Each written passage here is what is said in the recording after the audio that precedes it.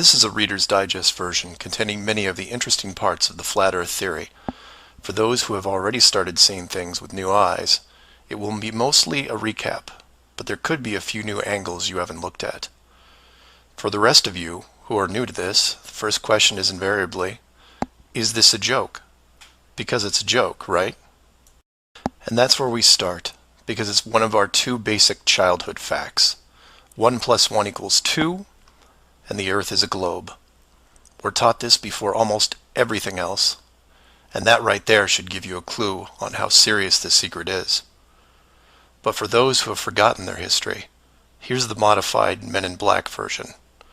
For the first 4,000 years of our civilization, we believed that the Earth was a flattish disk surrounded by a solid dome barrier called the firmament. All of the 5 major religions had their own version of this, and the churches enforced the belief. Then, around 1514, a man named Copernicus created a new model of the world. He stated that if the Earth was spinning around 1,100 miles an hour and circling the Sun at 60,000 miles an hour, the world was then round. And while the math more or less worked, there was a problem. It was 1500, and the technology to prove such a theory wasn't there. The first balloon to carry people wasn't invented until 1760. Sailboats were the only travel over water, and the fastest thing on land was a horse. But the new worldview was promoted and took hold. The religions adapted to handle the new reality, and life moved on. More importantly, the globe model was quickly introduced into the education systems.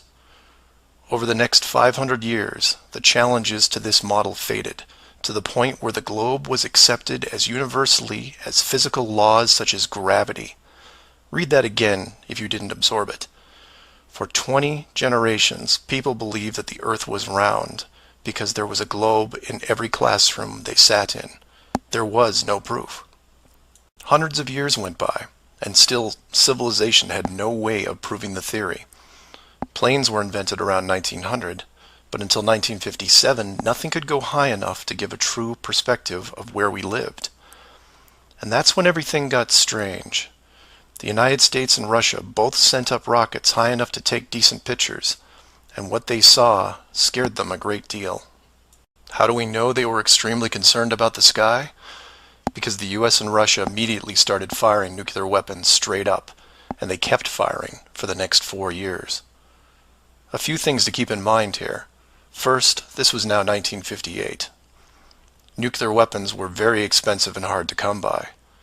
These also weren't those nominal yield 20 kiloton toys we used on Hiroshima. This was high kiloton to low megaton, and we couldn't get them up fast enough. And the strangeness continued in other places. In 1959, only a year into the atmosphere bombardment, 10 nations, including the United States, made Antarctica off-limits to any colonization. A treaty was put in place and to this day remains intact. Over 50 nations now have signed off on this treaty. Do you know any treaty that has lasted that long between all industrialized nations? Moreover, do you know any piece of real estate in the world that is owned by no one? You would think at the very least one of the large oil companies would use their huge financial resources to explore this region, and yet they don't even petition the idea. The short version of the discovery is this. By 1958, the military had discovered the very solid upper and outer edges of our world, and had to create a way to put up "Do Not Enter" signs without looking obvious. It was tricky, but if there is one thing I have learned about the authority, it's that nothing is left to chance. Most of the work had already been done for them, so their job was primarily in the details. The sky part of the dome was much higher than commercial air traffic, so the only thing they had to worry about there was the space program, which is immediately militarized. The outer border had the natural benefit of not only an extensive ocean, but a scaling decrease in temperature and a steady increase in iceberg frequency to discourage ships, all leading to a permanently frozen landmass that could not be used for any form of agriculture. This ocean and ice layout had worked well for thousands of years because the technology of the current civilization didn't evolve quickly. Sailors avoided cold weather seas whenever possible, and oxygen levels get low enough to harm people, even on high mountains. The brilliance of the design comes in the simple fact that human males are corrupted by power. Corruption so total, in fact, that they would rather hide the world itself rather than risk their power on it. You could theorize that kings and popes were told of the world a long time ago. Maybe an ancient scroll or book.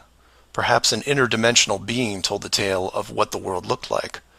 But this was all but dismissed, because even the most powerful leaders of the day couldn't reach the borders. And if they couldn't, what chance did the general public have?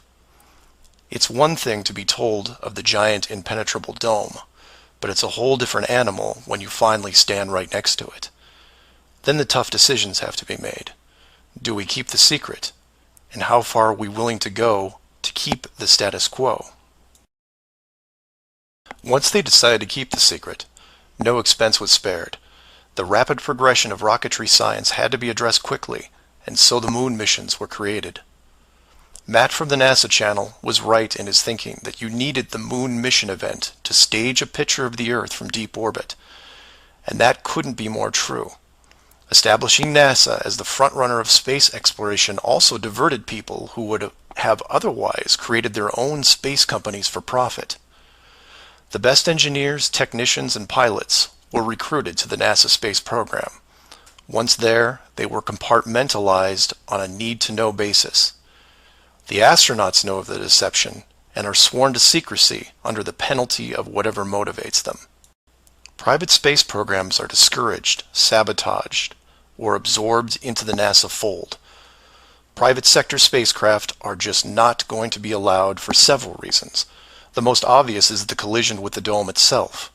The telemetry data from such a mission would show an impact failure at a certain altitude, and if repeated, would raise questions NASA just isn't prepared to answer.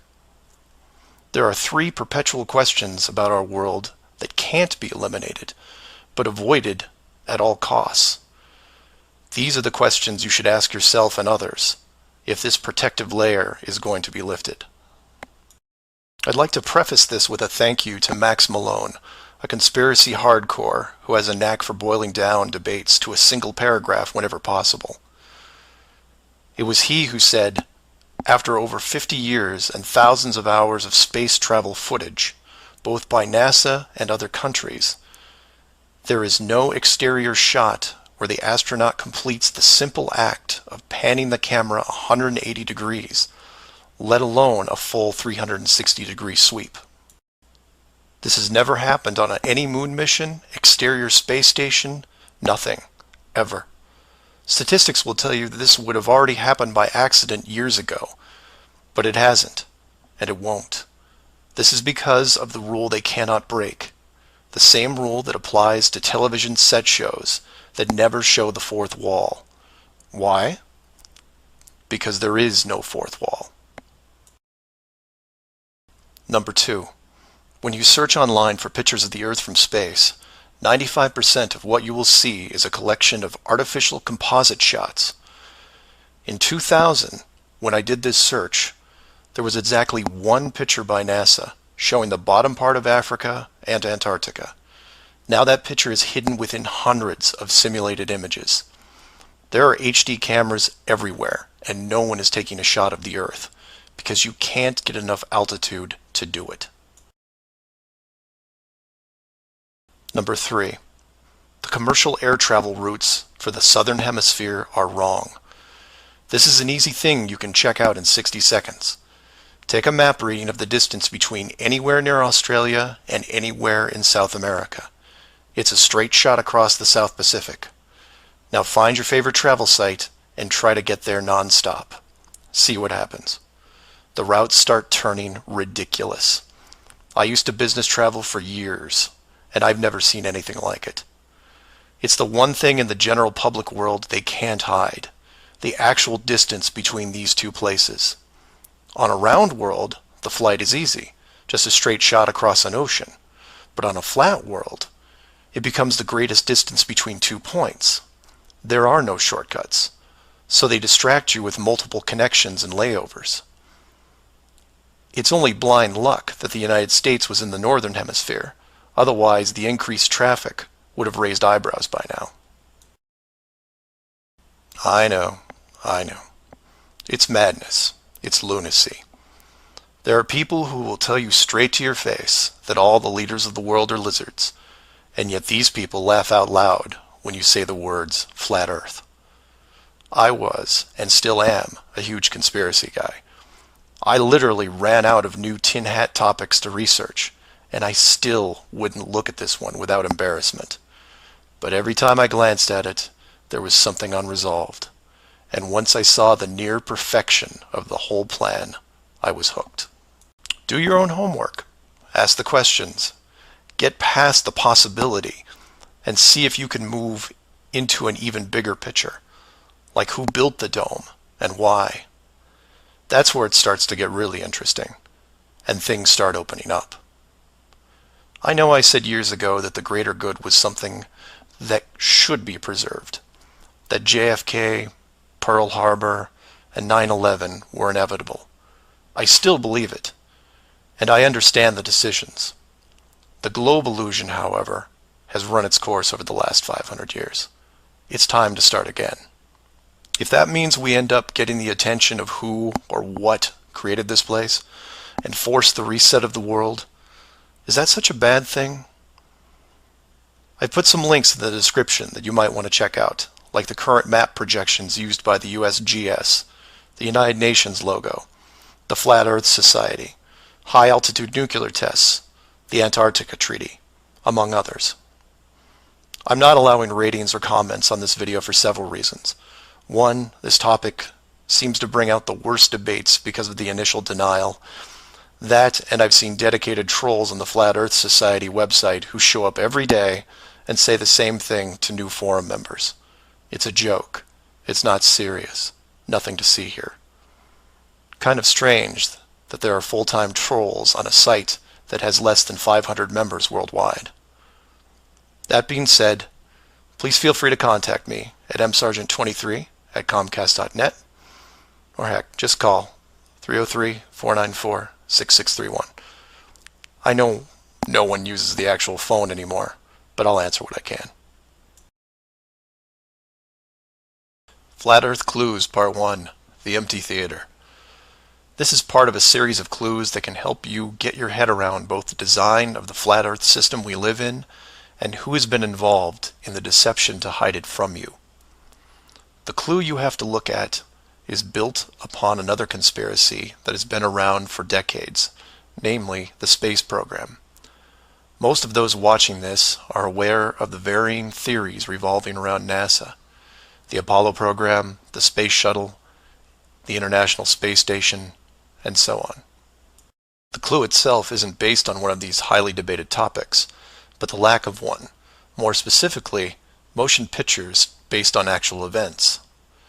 This, like others in the series, is something you can check out for yourself. Everything you need to reference this is online. To begin, think of all the movies involving space travel that you've seen in your lifetime. You'll start with the obvious: Star Wars, Star Trek, Alien, just to name a few.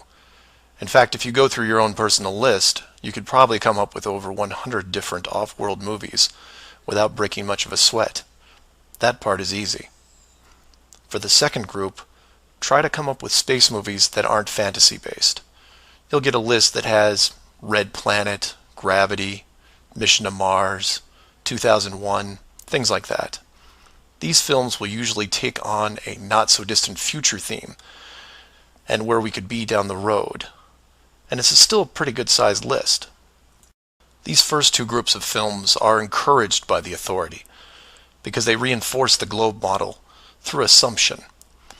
The entertainment system demands that the globe view and solar system concept is a given. Therefore, the actual worldview must also be true. Or to put it another way, if you're using your suspension of disbelief as you watch a movie like, say, Gravity, then subconsciously you're reinforcing the movie right on top of the real world.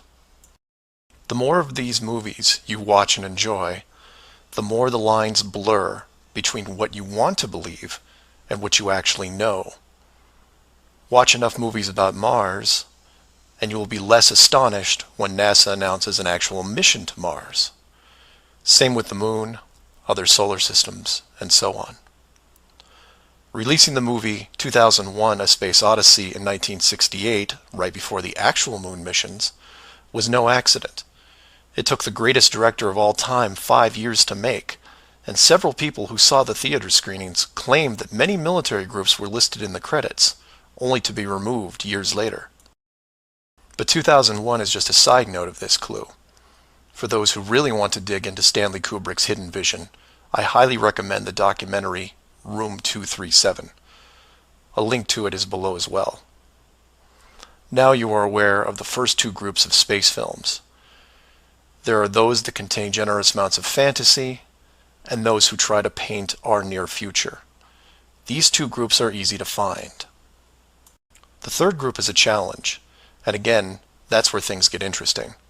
The Moon missions concluded in 1972, and even though it's still considered the greatest achievement by mankind, no fact-based movies were made regarding it until The Right Stuff was released in 1983. Now you might say that it had only been 11 years, and maybe it was tough to get the rights, and so on. But that's not what made the film interesting. The movie ran extremely long for 1983, coming in at 3 hours and 12 minutes. It was an exhaustive look at the astronaut selection process, the competition, and the training facility itself. But when the credits rolled 3 hours later, chronologically, they had only gotten to the low Earth orbit missions.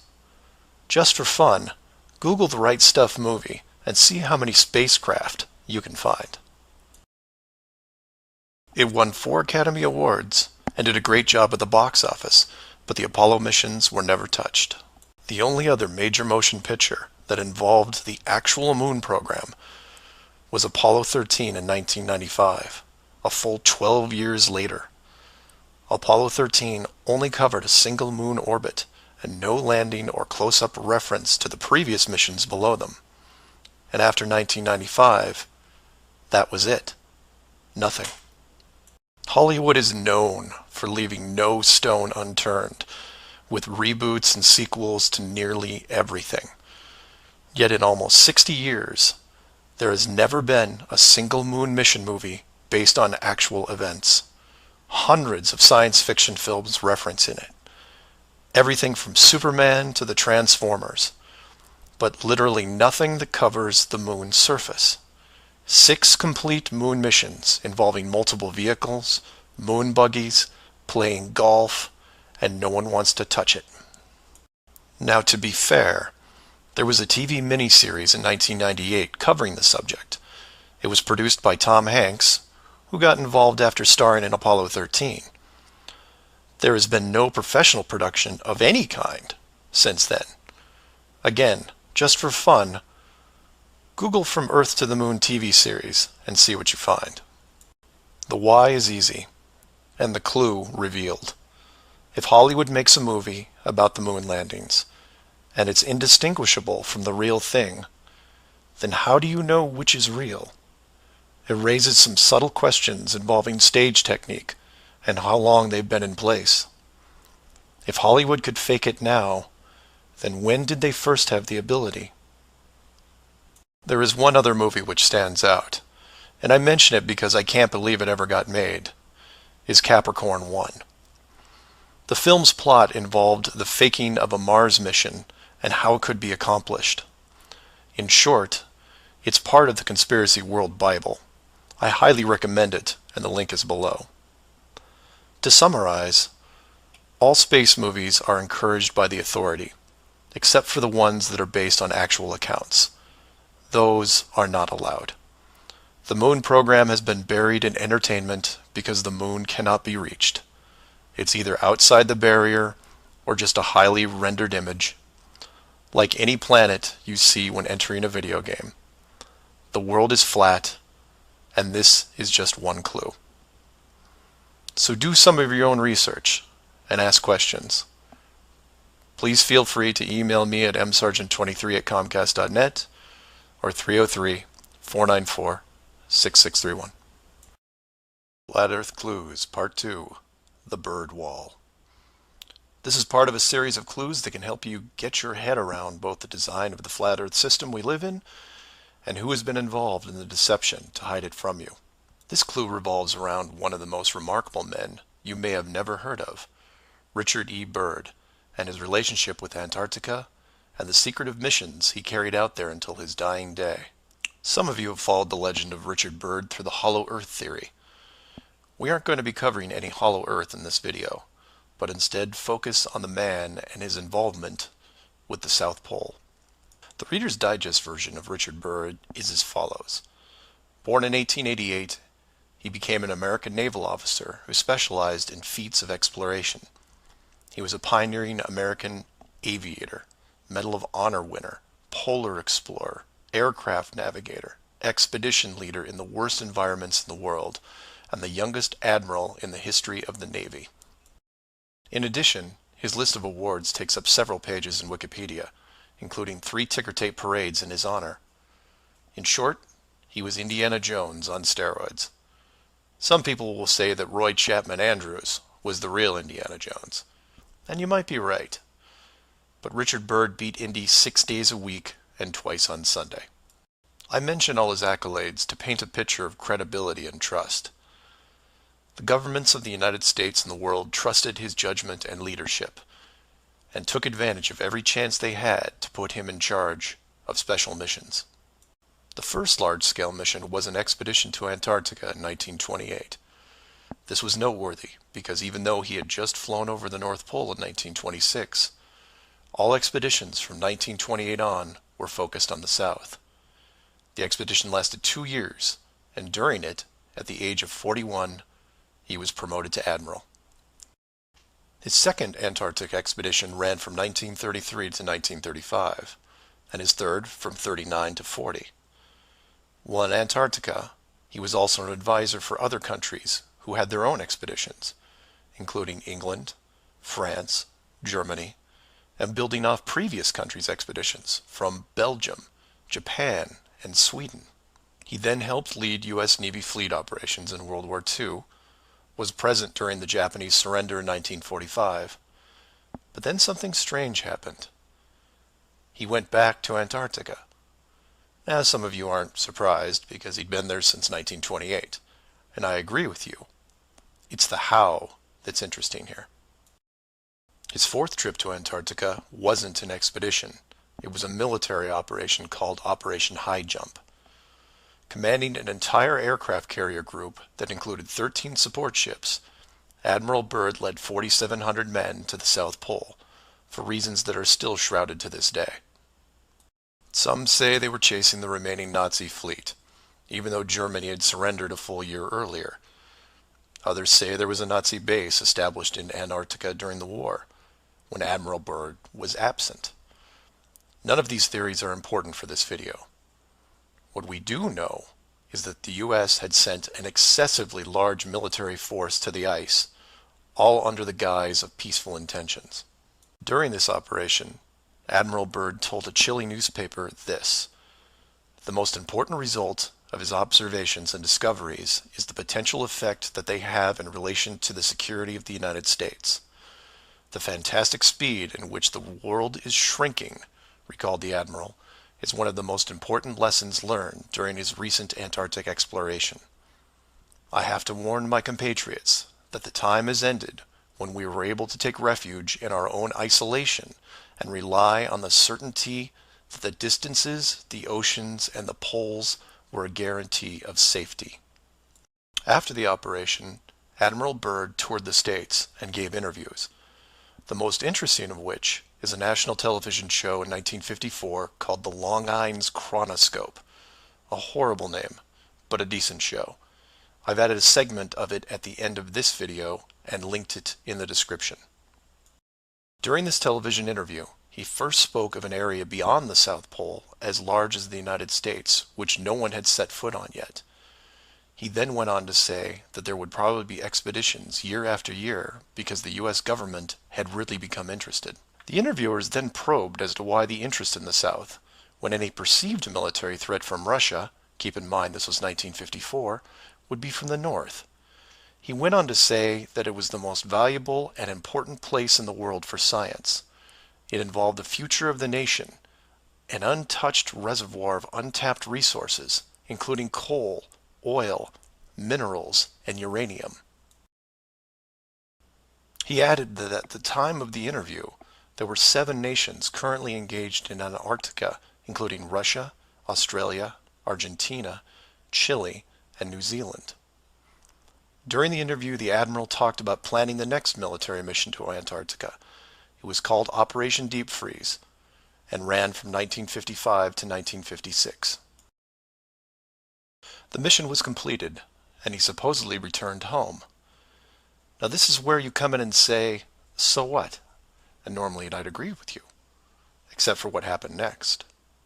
Nothing happened next. The missions just suddenly stopped, and that was it. No other expeditions, military or otherwise, were conducted on the continent, ever. Then a treaty was put in place banning any country from doing basically anything. The end. And if you're wondering what you're missing, it's this. Admiral Byrd goes on television, says that this massive body of land, most of which sits on a plateau 2 miles high, is rich with every resource you could ever want, energy rich, pristine, with no indigenous population or plant life, and every country that has sent teams is ready to carve it up like a big turkey. Not to mention, there's an expanse of land larger than the United States they haven't even looked at yet.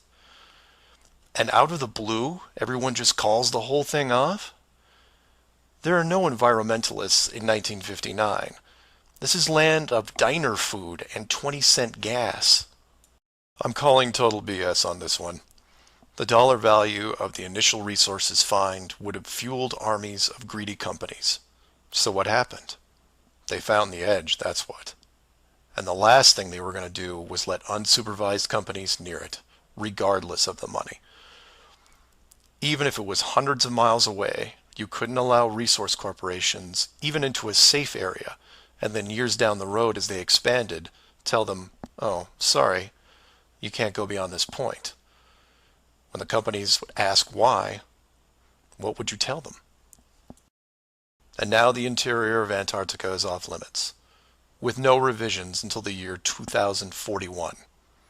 You can take tours of the outer islands, but there is a hidden line, enforced by the military, that you will not be able to cross. Because the interior is actually the exterior edge. It's there, it's hidden, and it's protected. The Earth you live on is flat. So do some of your own research and ask questions.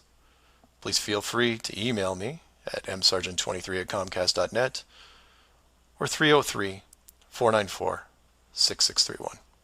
Our very distinguished guest for this evening is Admiral Richard E. Byrd. The North Pole used to be a no man's land, but these are the days when, by buying a ticket on a commercial airliner, you can fly across the North Pole and drink a cocktail at the same time. Yet only 70 or more years ago, about 35 years ago, our guest tonight found out whether there was any land north of the North American continent. He made that first discovery flight, and I must say that Admiral Byrd, our guest tonight, is not only our greatest living explorer, but he's been an inspiration to countless Americans. Admiral Byrd, you've been to both the North Pole and the South Pole. Is there any unexplored land left on this Earth that might appeal to adventurous young Americans? Yes, there is. And not up around the North Pole, because it's getting crowded up there now, because they find out it's really usable, not only to live in, but militarily.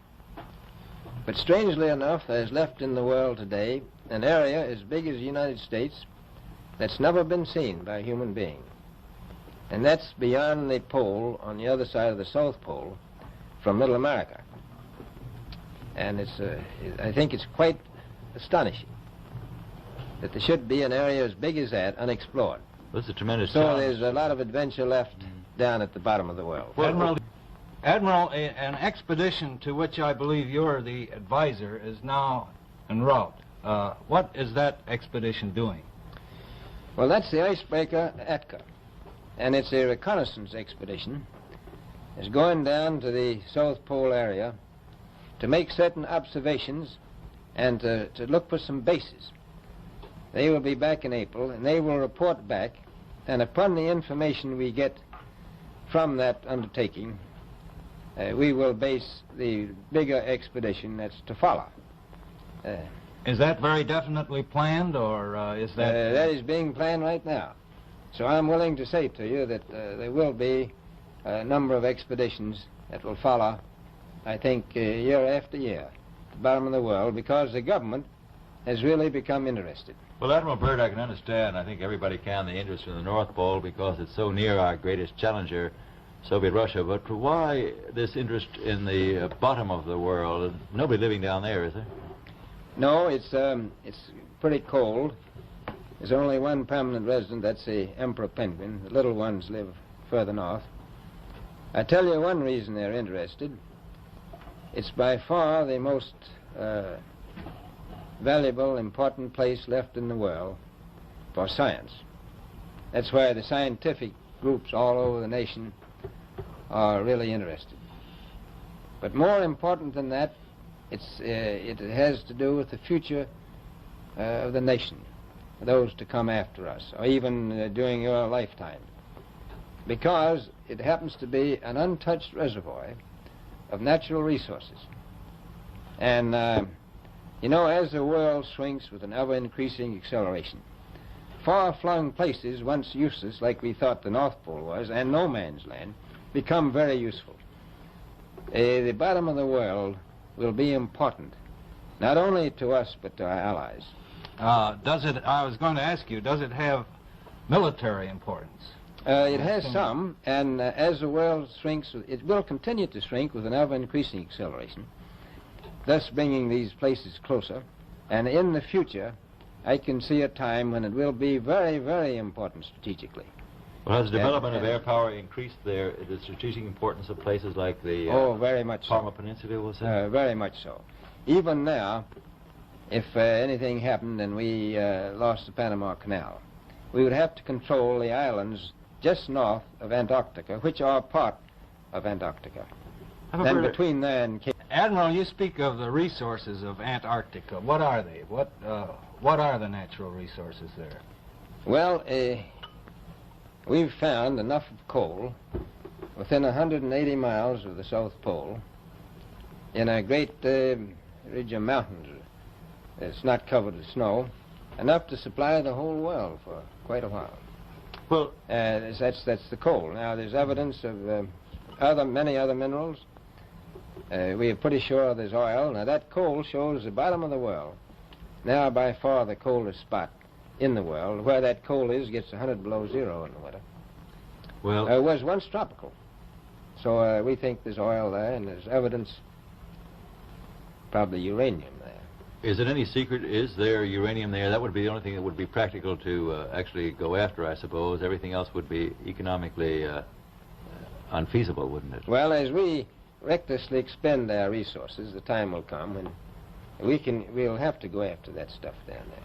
Well, you know, I avoided what you said about uranium. I'm not sure about that. I don't want to have the world fight over the Antarctic. And Robert, is there a competition among other nations to try to get information about Antarctica and possibly to secure some of these resources? Well, yes. There are now 7 nations very much interested. Russia is interested tremendously. That I'm sure of. Australia has an expedition down there. The Argentine, the Chile, New Zealand, Britain, and so on. Now, you can understand those people down there being interested because they live down there, the New Zealanders, the Argentinians, the Chileans, and Australians. And so we don't do much about claiming anything. Admiral, you make us sound a little crowded. Are there that many expeditions now there or en route there? Well, you know, as I said, it's the most peaceful place in the world, but I don't think it will be for long because of this intense interest on the part of other nations and this nation. Flat Earth Clues, Part 3, The Map Makers. This is part of a series of clues that can help you get your head around both the design of the flat Earth system we live in and who has been involved in the deception to hide it from you. This clue looks into the USGS, otherwise known as the map makers of the world, and a few surprising things that they and others have in common with the flat Earth idea. All the reference links are provided in the description below, and I encourage you to check them out. For those of you outside the United States, USGS stands for United States Geological Survey, a scientific branch of the U.S. government. Formed in 1879, and with the help of the ever-expanding American Empire, they quickly became the premier map makers of the known world. Currently, they have around 9,000 employees and an annual budget of over $1 billion a year. They also have extensive science departments covering biology, geography, geology, hydrology, and many programs tied to them. Their motto since the 1990s has been "Science for a Changing World," and I'm going to show you how true that really is. What does this large, really boring government group have to do with the flat Earth? To understand that, you have to look into their origins, which is in geography. To do this, you'll need to open another page that specializes in maps. The maps you see in this video are from Wikipedia, but there are others you can reference as well. The wiki list of map projections isn't much to look at as a whole, although there are a number of interesting takes on the world view. Not only do they have just about every perspective when it comes to the land we live on, but some detailed information on where the map originated, including name type, the origin or creator, and the year the map perspective was proposed. Now, some of these will be very familiar, especially the ones that you would see on your classroom wall. There are a number of variations here, but the one that has been debated on recently would be this one, the Gauls-Peters, which accurately shows the size difference between the continents, the most obvious clue being that the white continent of Greenland is actually tiny compared to Africa. But I digress. If you keep going down through all the different shapes, you'll get into circular maps, but only one of these is a top-down perspective that shows the continents in the center, surrounded by an unbroken ring of ice. In Wiki, it's called the azimuthal equidistant, and just to make it easier, I'm going to abbreviate and call it AE for short. Why is this map so interesting? Well, if you're looking at the Wiki page, you'll spot a few reasons. The first is that in the notes section of the map, and I quote, "Used by the USGS in the National Atlas of the United States." It also mentions that it is used as the emblem of the United Nations. Of all the maps on this screen, it is the only one that references a group of any kind. And if you keep this page open and navigate over to the Flat Earth section of Wiki, you'll notice towards the bottom of the page a similar map. I've referenced it here, and you can tell quite easily it's identical, but not referenced or linked as the AE model. To make things even more strange, we go back to the USGS model, and you see that it was first proposed 1,000 years ago, and you may think, well, that's a bad link. So you compare it with the person who proposed it, and you get this guy, Al-Biruni. Who was Al-Biruni? Well, he lived around 1,000 years ago and was considered one of the greatest scholars of his era, schooled in multiple sciences. Have you ever heard of him? I hadn't. Maybe it's multiple bad references in Wiki. Well, no, because NASA knows who he is and named this moon crater after him. So why is the USGS using a version of the world map designed by a 1,000-year-old Persian scientist? Because it's correct. That's why. So to be clear, let's compare them again.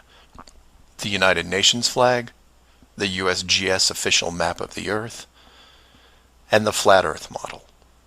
All identical, but one isn't recognized and instead ridiculed as an outdated look at the world. And this is one of those political quandaries that the authority gets stuck in. The short version is this. The government is on the same page as the flat Earth, but they can't admit it, even in confidence. We know the Earth isn't flat, they say, but it really is. We know you use the same map as we do, but ours is just an image. And anyone who says differently is obviously crazy. It makes you wonder how long the USGS has been using that model as an official reference. The United Nations started using it for their logos in 1945, and then made some final adjustments in 1947. And the UN flag also raises a few questions, like, why isn't Antarctica represented on the map? Is it supposed to be assumed in the outer circle, or perhaps the spiky olive branches on the outside? They don't mention it anywhere online. And this is what I like to focus on: the gaps, the holes in the plot, the unanswered questions. The USGS using the same map as the flat Earth, but not saying why, not recognizing it, or that you can't link the very same image from the Flat Earth Wiki back to the actual AE definition of the projection. The authority figured out in the 1950s all of the borders of our enclosed world, and have done a great job hiding it over the decades. But the world's a complex place, and there are clues out there just lying around. I think it's time you saw some of them. So do some of your own research and ask questions. Please feel free to email me at msargent23@comcast.net or 303-494-6631. Flat Earth Clues, Part 4, Shell Beach. This is part of a series of clues that can help you get your head around both the design of the flat Earth system we live in and who has been involved in the deception to hide it from you. This clue covers the near-perfect design of the flat Earth model and will break down some of the logic behind the decisions made. It sounds like a big task, and it is, but to start, let's look at something small, like this little guy. Take an ordinary mouse and put it into a glass cage. It doesn't have to be a mouse. It could be a snake, a lizard, an insect. It makes little difference for this exercise. People identify with mice because they're used to seeing them in lab experiments. Mice also don't have any sinister connotations. They're seen as relatively innocent and benign, the perfect test subject, as it were. I have yet to meet anyone who has a bias against the lab mouse. So the mouse goes into the box for the first time, and the reaction is always the same. It explores its surroundings, and more importantly, tests the barrier around it, probing for exits or potential exits. The mouse inspects every inch of its new glass home, and at some point settles into the acceptance that the walls are indeed solid and that it may be there for a while. Every so often, it will repeat the process, again checking the boundaries of the cage, just in case something has changed. What it doesn't do is act like it would in the wild, because it realizes that it's in a form of captivity. The glass box doesn't even remotely resemble its natural environment. You could put this box in the middle of a forest and the mouse may feel slightly better about its situation, but it still knows that it's been trapped against its will, and will settle into a non-native lifestyle. You could take all the other small animals that could be substituted for a mouse, the snake, the lizard, the insect. It makes no difference. The result will invariably be the same. Repeated probing for escape routes, then acceptance. Take the same animal and now put it into the middle of a 100-mile square wildlife preserve, surrounded on all sides by a similar type of glass enclosure. The creature doesn't even bother to rush the size of the preserve and start testing the boundaries, mostly because it's out of visual range. It could be days or even weeks before it even encounters a single fence. The animal's routine is spent doing what it normally would do. It eats, it sleeps, it breeds. It does everything that it would naturally do in the wild. If one day the animal approaches the fence, there might be some curiosity, but any anxiety is quickly resolved by just turning around and heading back into the vast expanse from which it came. The fence does not pose a potential problem for the animals in the preserve because it is so small compared to the expanse they live in, and dwelling on it doesn't hold any interest. We're assuming here that the fence is high enough to discourage flying creatures as well, deep enough to stop burrowing classes, and if you want, reaches the floor of any nearby bodies of water, stopping any clever aquatic types. The point here is that all creatures great and small inside a giant wildlife preserve, when encountering the fence, wouldn't care. They would all, in their own way, just shrug and move on with their lives. However, if you take a human, male or female, regardless of education or nurturing, and put them in the exact same wildlife sanctuary, the response would be quite different. When the human approaches the glass fence, they don't see it as a minor distraction. They pause, they wonder, and more importantly, they ask questions, either internally or amongst others. Why is the fence here? How far does it reach? Can I dig underneath, or climb over, or go around it?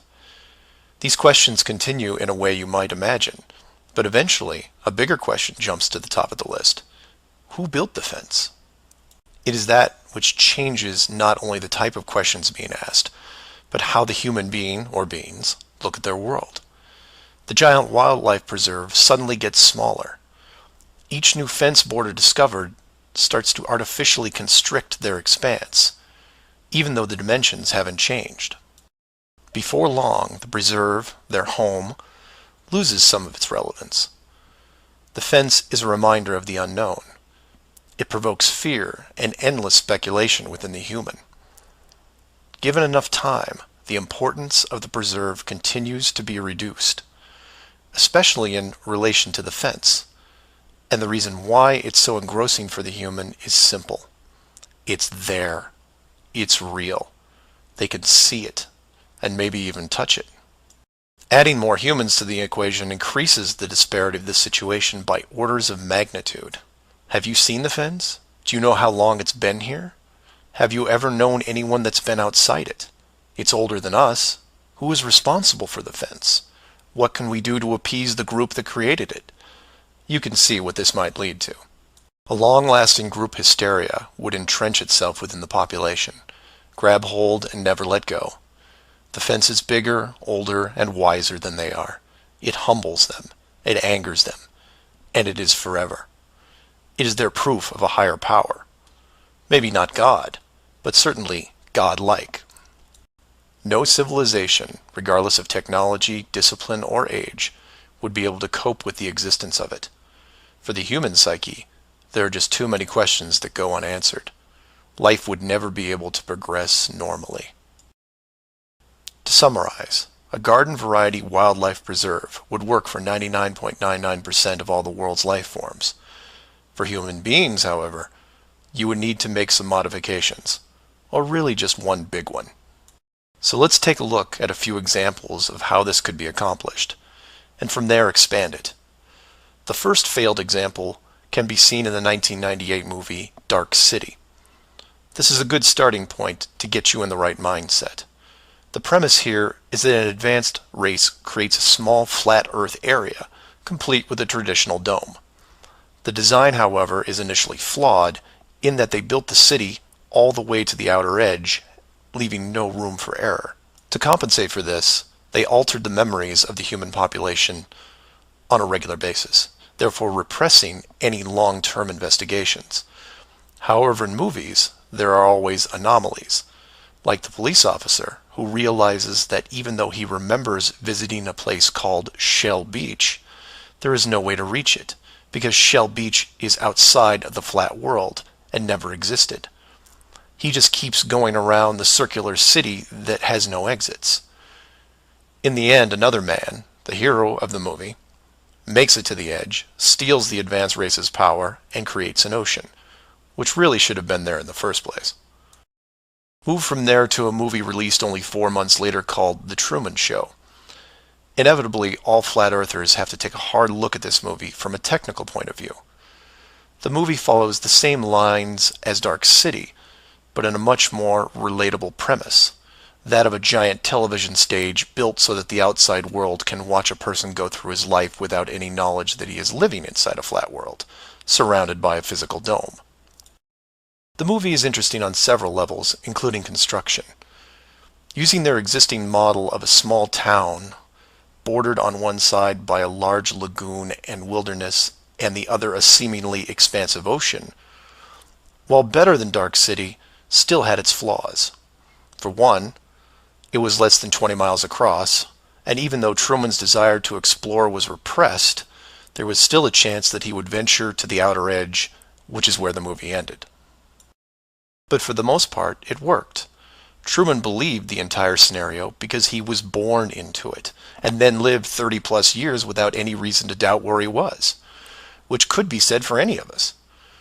If it wasn't for the, and we'll say movie mistakes, that the studio fell victim to, then the show would have never ended. And this then raises hypothetical scenarios like, how many kids like Truman could you have raised inside that dome? 10? 50?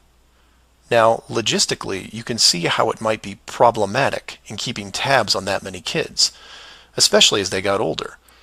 But with enough sleight of hand, it could be possible.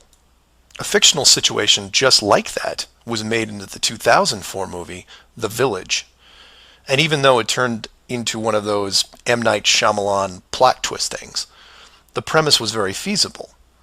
A wealthy group of idealists buy a large parcel of land in an existing wildlife preserve, create a small town from the 1800s, and raise children there.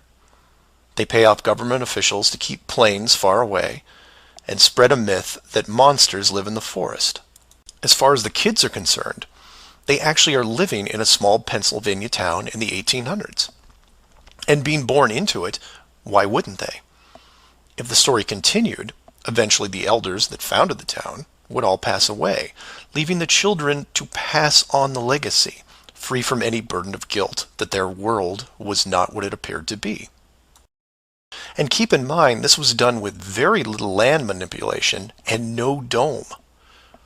This then circles back to how many actors the fictional Truman Show really needed to hire.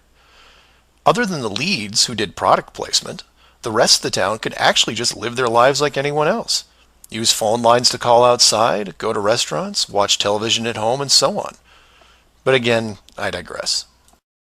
Assuming the technology was possible, how many people like Truman could you keep in a dome the size of, say, a state that was hundreds of miles across? Probably thousands.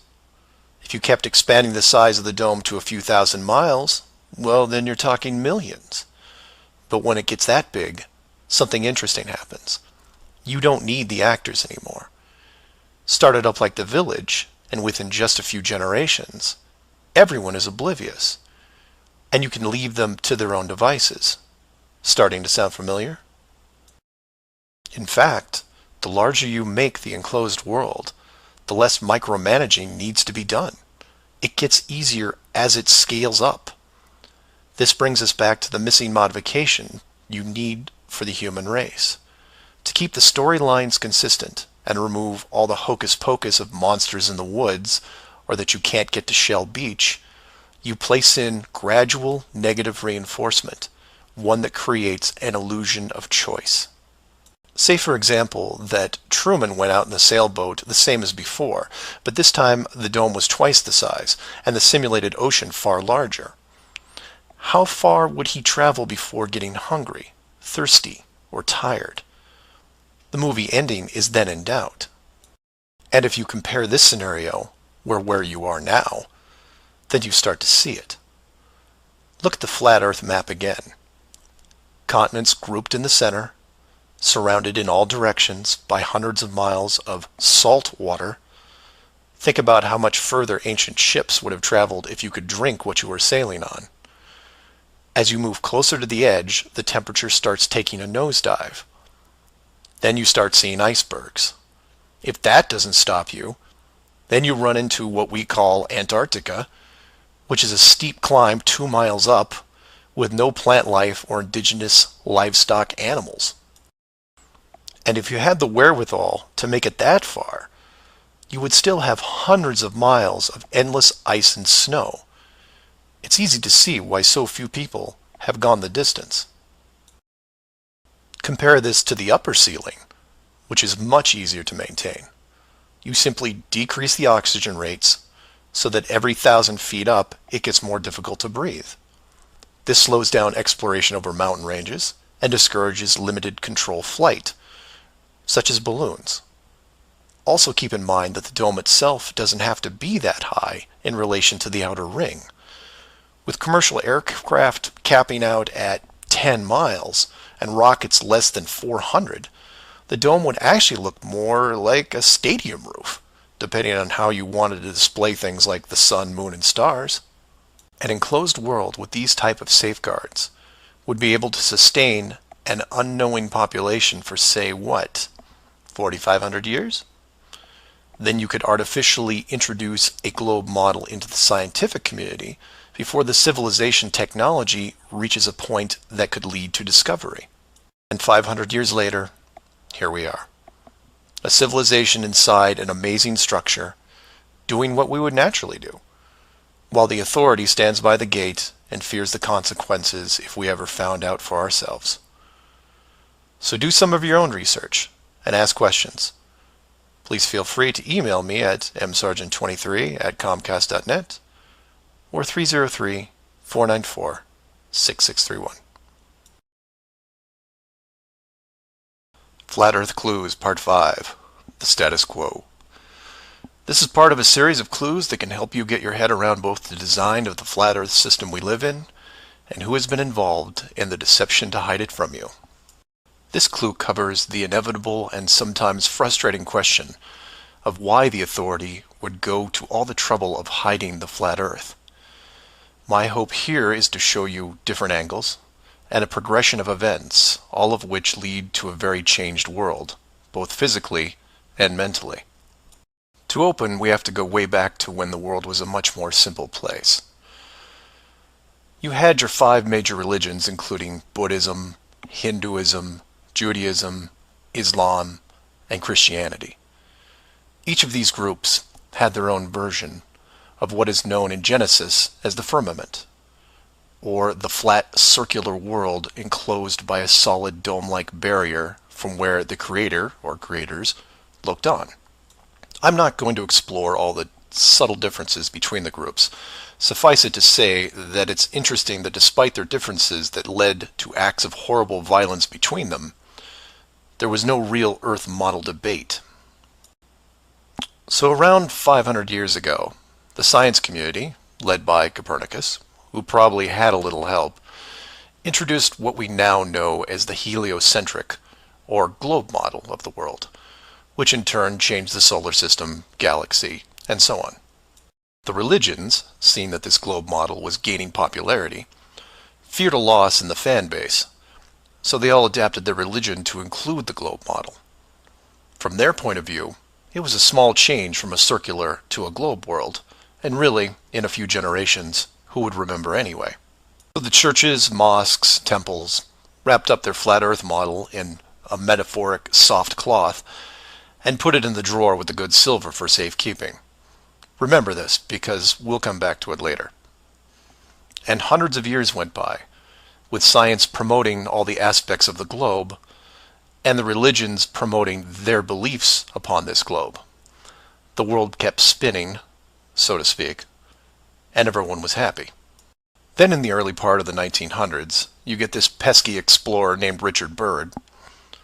He has family money, all the right connections, and secures basically unlimited funding and the government green light to probe every piece of unseen territory there is. It was inevitable, I guess. A young man who has an unquenchable desire to see all that there is to see, and then granting him the tools needed to accomplish this goal. He pulls a Truman and gets lucky, crossing the vast salt ocean, avoiding the icebergs, arriving at the frozen coastline, and he keeps going. He was never going to stop. One day, after crossing hundreds of miles of high-altitude ice and snow, Admiral Byrd sees it, a barrier. And to him, it's just a barrier, not the barrier. He is but a tiny speck in front of it. It stretches out on both sides as far as he can see, and straight up so far that he can't discover the beginning of the arc. The great explorer now has a new challenge, finding the shape of this thing. It's much like a blind man describing the elephant. Until you feel out the whole thing, what do you really know? If you look at the AE, or Flat Earth Overhead Map, you see the problem. To even determine the scope of the outer wall, you have to circle it. It would have taken months, if not years. You could use a series of ships going in opposite directions, or planes, but there are refueling stations that need to be built, and so on. His task was challenging to say the least. Admiral Byrd kept laying the groundwork of the great discovery until his eventual death in 1957. A year later, the United States and Russia found the upper edge. From there, the math was easy, and moreover, you could actually see the real world. Then, of course, there is the decision, or deception, depending on how you looked at it. The authority made the call to hide the actual shape of where we live, then sealed off the outer edge from prying eyes, and created the space program not only to reinforce the globe model, but to control it. There was really only one reason they cared about this, and it takes a while to process. So let's look at the immediate effects of actual disclosure and work our way up to the authorities' biggest fear. For this exercise, we'll look at releasing the news today instead of, say, 1958. While 1958 would have been easier, it's much more relevant and entertaining to explain it in modern terms. We start with a press conference by, let's say, the United Nations, who have discovered that the world is indeed enclosed in a giant high-tech dome of unknown origin and age. The public reacts with wonder and awe, trying to take in the sheer scope of this announcement. Facebook crashes, Twitter crashes, entire mobile networks crash. It's like hitting a beehive with a sledgehammer. News organizations around the world send teams to the outer edge to confirm the finding, and the general public is glued to their media devices. That's the good news, the excitement, the revelation, the positive shock. Then the bad news starts coming in waves, some of which you might not expect. The first is the immediate disbanding of NASA and all other world space programs, for obvious reasons. Most governments will secretly pardon these groups and keep them immune from class action lawsuits, the lawsuits themselves coming from NASA investment groups, claiming fraud. Regardless, everyone at NASA, despite their good intentions, is out of a job overnight. And this is where you would say, good, they deserve it. About time they stopped lying to everyone. Oh, but it doesn't stop there, because every contractor and subcontractor that are exclusively tied to NASA, they have to shut down as well. Fine, a few thousand jobs lost, no big deal. And the ripples continue to spread, some bigger than others. Observatories all over the world close their doors, and the reasoning is this. If you've been looking at the ceiling for decades and couldn't tell it was a ceiling, then what good are you? Every university in the world that has an astronomy or astrophysics program, well, they don't anymore. Stephen Hawking, his book writing days are over. Carl Sagan, no more nova in syndication, I guarantee it. Those professors are going to have to retool their skills and be prepared to answer one giant question. How did you not see it? Weren't there clues? People start finger pointing, and it will continue for years. And still my fellow flat earthers will say, well, hell, that doesn't sound too bad. So some nerds around the world lose their jobs. So what? You don't get off that easy, is what? The finger pointing at the now defunct NASA will then turn to finger pointing at the government, who directed the whole thing. This is where we run into some dangerous ground, involving things like the Ark of the Covenant, the Holy Grail, and the Ring of Power. And you say, you lost me. I was with you until you started bringing up religious artifacts from movies. And you're supposed to be lost. Of the 5 major religions we mentioned earlier, those being Buddhism, Hinduism, Judaism, Islam, and Christianity, none have been able to produce a supernatural object over the last 5,000 years. And trust me, it would be beneficial to do so. The Ark of the Covenant would benefit Judaism, the Holy Grail Christianity, and the Ring of Power, well, that benefits someone else. Maybe I'll leave alone for now. The point is that all religions are actively seeking their leverage against science. You've heard of the division between church and state. Well, here it is. Advantage church. The barrier becomes a giant religious symbol, and since it is backed by the Big Five, it also becomes universal. The big five then go into their drawer with the good silver and pull out this belief that was forgotten but not lost and say, we knew it all along, and science lied to us. Temporarily, all religions unite against science, who has been only moderately weakened by the removal of their astronomy and astrophysics divisions. But the public won't care, because they will listen to the group shouting the loudest, and no one yells louder than the church. They will scream with righteous fury that the dome was built by our God, your God, and the people will turn to science and hear nothing but crickets. And that's where the world changes, because in times of great stress, the public will want words, and while religion has no shortage of them, science simply is incapable of taking leaps of faith. I'll take a glass half full approach and say that anyone listening to this is probably an intelligent, rational person, one who can make informed decisions outside of the conventional doctrine. But for every one of you, there are hundreds, if not thousands, of mouth-breathing troglodytes who will not walk but run to the respective house of religion and say, you were right about this. What else can you teach me? This is what fills the current authority with pause. The unknown response to that question. Will religion take the high road and work with what remains of science to discover the truth? It's possible, I suppose. It's also possible that religion will combine this technologically advanced society with a revitalized and aggressive doctrine that then transforms daily life into something that makes the book 1984 seem like a Saturday morning cartoon show. I'm hoping that mankind will prove me wrong, but so far, that isn't the case. So do some of your own research and ask questions. Please feel free to email me at msargent23@comcast.net or 303-494-6631. Flat Earth Clues Part 6, Depth Perception. This is part of a series of clues that can help you get your head around both the design of the flat Earth system we live in and who has been involved in the deception to hide it from you. This clue looks into the inevitable design question below the surface, or more specifically, how thick the flat Earth design would need to be. To start, let's quickly recap the design features so far.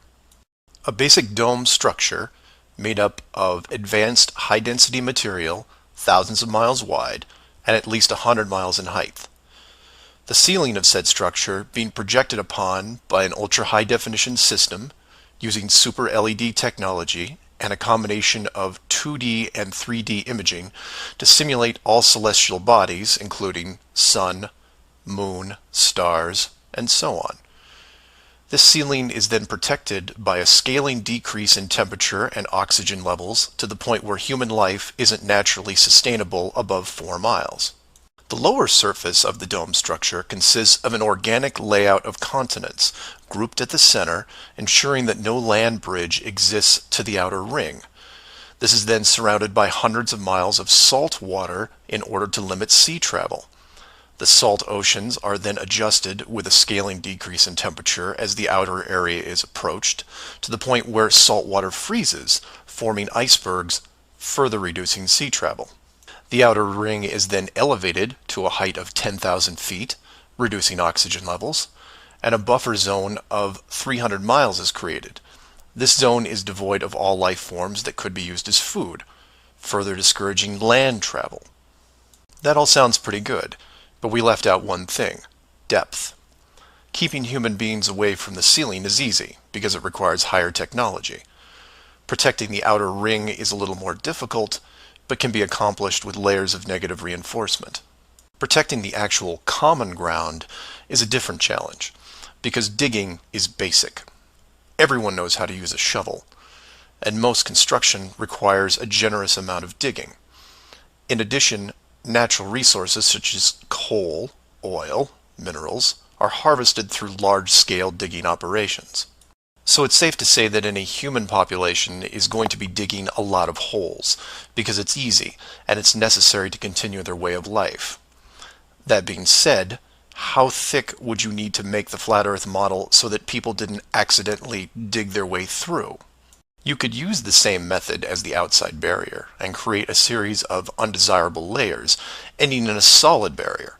But the ever-expanding increases in general population would create an unnecessary risk. If the bottom of the flat Earth was composed of, say, an unbreakable material, this would pique the digger's curiosity, and if repeated all over the world, would raise suspicions of design. While a solid barrier works at the end of a frozen wasteland where no one is venturing, or allowed, it doesn't do much if it's found in a mining quarry or someone's backyard. For that, you need something that hasn't been used up to this point, a scaling increase in temperature, all the way to an ignition flashpoint and then beyond. Now you will jump in and say, well, of course, we all know that there is molten rock below the surface. We see it in volcanoes and, well, volcanoes. Yes, you do. And we've all seen the cross-section diagram of the globe Earth, which shows ever brighter bands of molten structure and so on, which is why I included the wiki link in the description that covers the official view of the Earth's structure. And I quote, "Scientific understanding of the internal structure of the Earth is based on observations of rock in outcrop, samples brought to the surface from greater depths by volcanoes, analysis of seismic waves, measurements of gravitational and magnetic fields, and experiments with crystals at pressure and temperatures characteristic of the Earth's deep interior." In short, they have no clue on what's below them. None. In fact, the deepest holes ever drilled, which I've also linked in the description, only go down 8 miles. To repeat, no one has gone below 8 miles anywhere. And every drilling survey is the same, a scaling increase in temperature to the point where drill bits stop working. And you come back and say, but volcanoes. Yes, there are volcanoes, holes in the earth where molten rock is produced, under pressure, I might add. Certainly that can't be artificially created. No? We can melt rock right now. It's called a smelting plant. What do you think your car is made out of? Melted, reformed, and polished rock. We have the technology to do this. It all comes down to scale. Create a large set of furnaces at, say, 50 miles below the surface that can melt and pump molten rock. And you say, what would the furnaces be made out of? Oh, I don't know. How about the same dome material that can withstand nuclear weapons? So you take the molten rock, locate a few random access points on the surface, and the rest comes naturally. Volcanoes also reinforce the Earth structure model that the molten rock goes all the way to the core, which then in turn reinforces the globe model, and then we're back to where we are now. A smoldering globe flying through space at high speeds that from a design standpoint makes no sense. So how thick would the flat Earth model floor need to be? Oh, for common use, say less than 100 miles, similar to the ceiling in scale. Large heat generators placed in a pattern, a thin layer of molten rock 10 to 20 miles down, which is really just a geologic pipe system to help with the generation of terrain. And there you have it. An efficient way of discouraging all those digging humans from reaching too far, combining a physical barrier with a mental one. 8 miles down and you're going to tell me what the entire core looks like? Give me a break. So do some of your own research and ask questions. Please feel free to email me at msargent23@comcast.net or 303-494-6631. Flat Earth Clues Part 7. The long haul. This is part of a series of clues that can help you get your head around both the design of the flat Earth system we live in and who has been involved in the deception to hide it from you. This clue looks into a topic I only glanced at in the original guide, which is the southern hemisphere, or in the flat Earth model, the land masses closest to the outer ring. I like to give credit where credit is due, and the long haul title was given to me by a fellow flat earther who did some of the same research I did. The summary of the video is this. If you are looking to show someone how to view the flat Earth from a practical point of view, this is the example I would use. I'm going to show you how strange the world looks using just a few websites, some simple math, a couple minutes, and your brain. You don't have to write anything down, unless you want to, of course. I'll give you everything you need on screen and break down one of the examples as well. I'll also link the sites in the description for reference. First, here are some websites that help you calculate distance. The GPS on your phone already does this, and you may have an app as well, but here are some dedicated examples. Timeanddate.com, tripit.com, distancefrom2.net, worldatlas.com, freemaptools.com, and travelmath.com. If your favorite isn't listed here, like Google Maps, then use whatever is most familiar to you. Now we are going to look at two specific groups of cities. The first group is going to be from the area around Australia, including New Zealand. We'll call this Group 1. Group 1 includes Melbourne, Australia, Sydney, Australia, Perth, Australia, Auckland, New Zealand, Christchurch, New Zealand, and Hamilton, New Zealand. The second group is going to be some cities in South America, all in the southern hemisphere. I mention this because if you go high enough, you will run into a few cities that won't work. Group 2 includes Rio de Janeiro, Brazil, Sao Paulo, Brazil, Brasilia, Brazil, Buenos Aires, Argentina, Lima, Peru, and Santiago, Chile. Again, there is a link in the description with many other airports. Now, these two groups are interchangeable, as you would imagine, so you can start or end with either Group 1 or 2. The results will be the same, and just to make it interesting, I'll use a slightly different example, which a fellow flat earther did the legwork on, and show you that even these two groups aren't exclusive. So you take anything from Group 1 and anything from Group 2, and you get some distances, ranging from 6,000 to 8,000 miles, roughly. That's all I want you to do here is get that part in your head, noticing that the route is bent because they have to account for the curvature of the Earth. All these directions are what you would expect, a straight shot over the South Pacific Ocean. Now, just to prove it's not an exclusive route, instead of starting in, say, Rio and landing in Auckland, I'll start what should be the opposite side, in Cape Town, South Africa, which is roughly the same distance on a globe Earth coming in at 7,300 miles. Notice on the map it's still a straight shot through the Indian Ocean and not crossing any countries, an easy route. I try to book my flight. For this example, we use TravelMath, but you can use whatever is easiest in your country, like Priceline, Expedia, Travelocity. It will make no difference because they're all tied to the same system. And this is when everything goes wrong. So the first leg, the airlines don't send me due east, but instead shoot me 4,700 miles almost due north to Dubai. Okay, maybe we're just picking up people. Seems a bit excessive, but I'll go with it. I'm probably comfortable in my seat drinking vodka tonics anyway. And from Dubai, it should be a straight shot home to Auckland, right? No. Now they send me southeast to Melbourne, a mere 7,300 miles. And then finally a third leg from Melbourne to Auckland coming in at around 1,600 miles. I'm rounding up or down to make the math easier. Regardless, the total miles for this flight is almost double what should be expected, coming in at 13,600 miles. In addition, the trip took me 37 hours. How long should it have taken? Well, in a 777, about 12. Now this is where you come in and say, well, it's probably an isolated incident, or some strange connection thing. You know how the airlines are. Oh no, my friends. We can do this all day.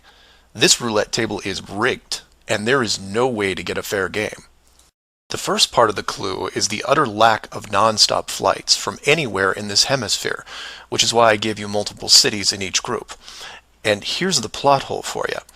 Flying from international cities like Sydney, Rio, Santiago, or anywhere else close by, you can't get a single non-stop flight, no matter how much money you pay. I tried to do this for an entire night, and it was like playing an online casino game, one that I was losing most of the time. The connections kept coming in like spam windows. Start in Christchurch, go to Auckland. Start in Auckland, go to Sydney. Start in Sydney, go to Dubai or Los Angeles or somewhere else that makes no sense. Some of these connections took the trip over 50 hours to complete. Go ahead, try it yourself. You may find one nonstop. But even then, the strangeness doesn't end there, because the speed is wrong. For reference, I included an optimum cruising speed guide from a commercial pilots forum that lists all the international aircraft used in these routes.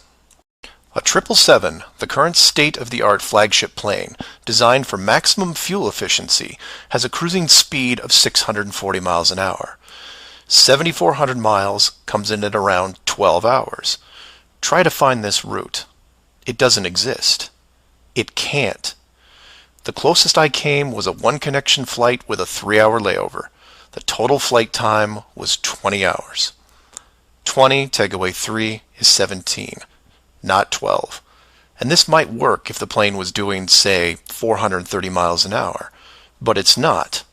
In fact, the slowest cruising speed I found was an older Airbus just around 593. But this is all just numbers, right? It is until you pull up the flat Earth map and look at the farthest 2 points, which just coincidentally are anywhere in Australia and most of South America.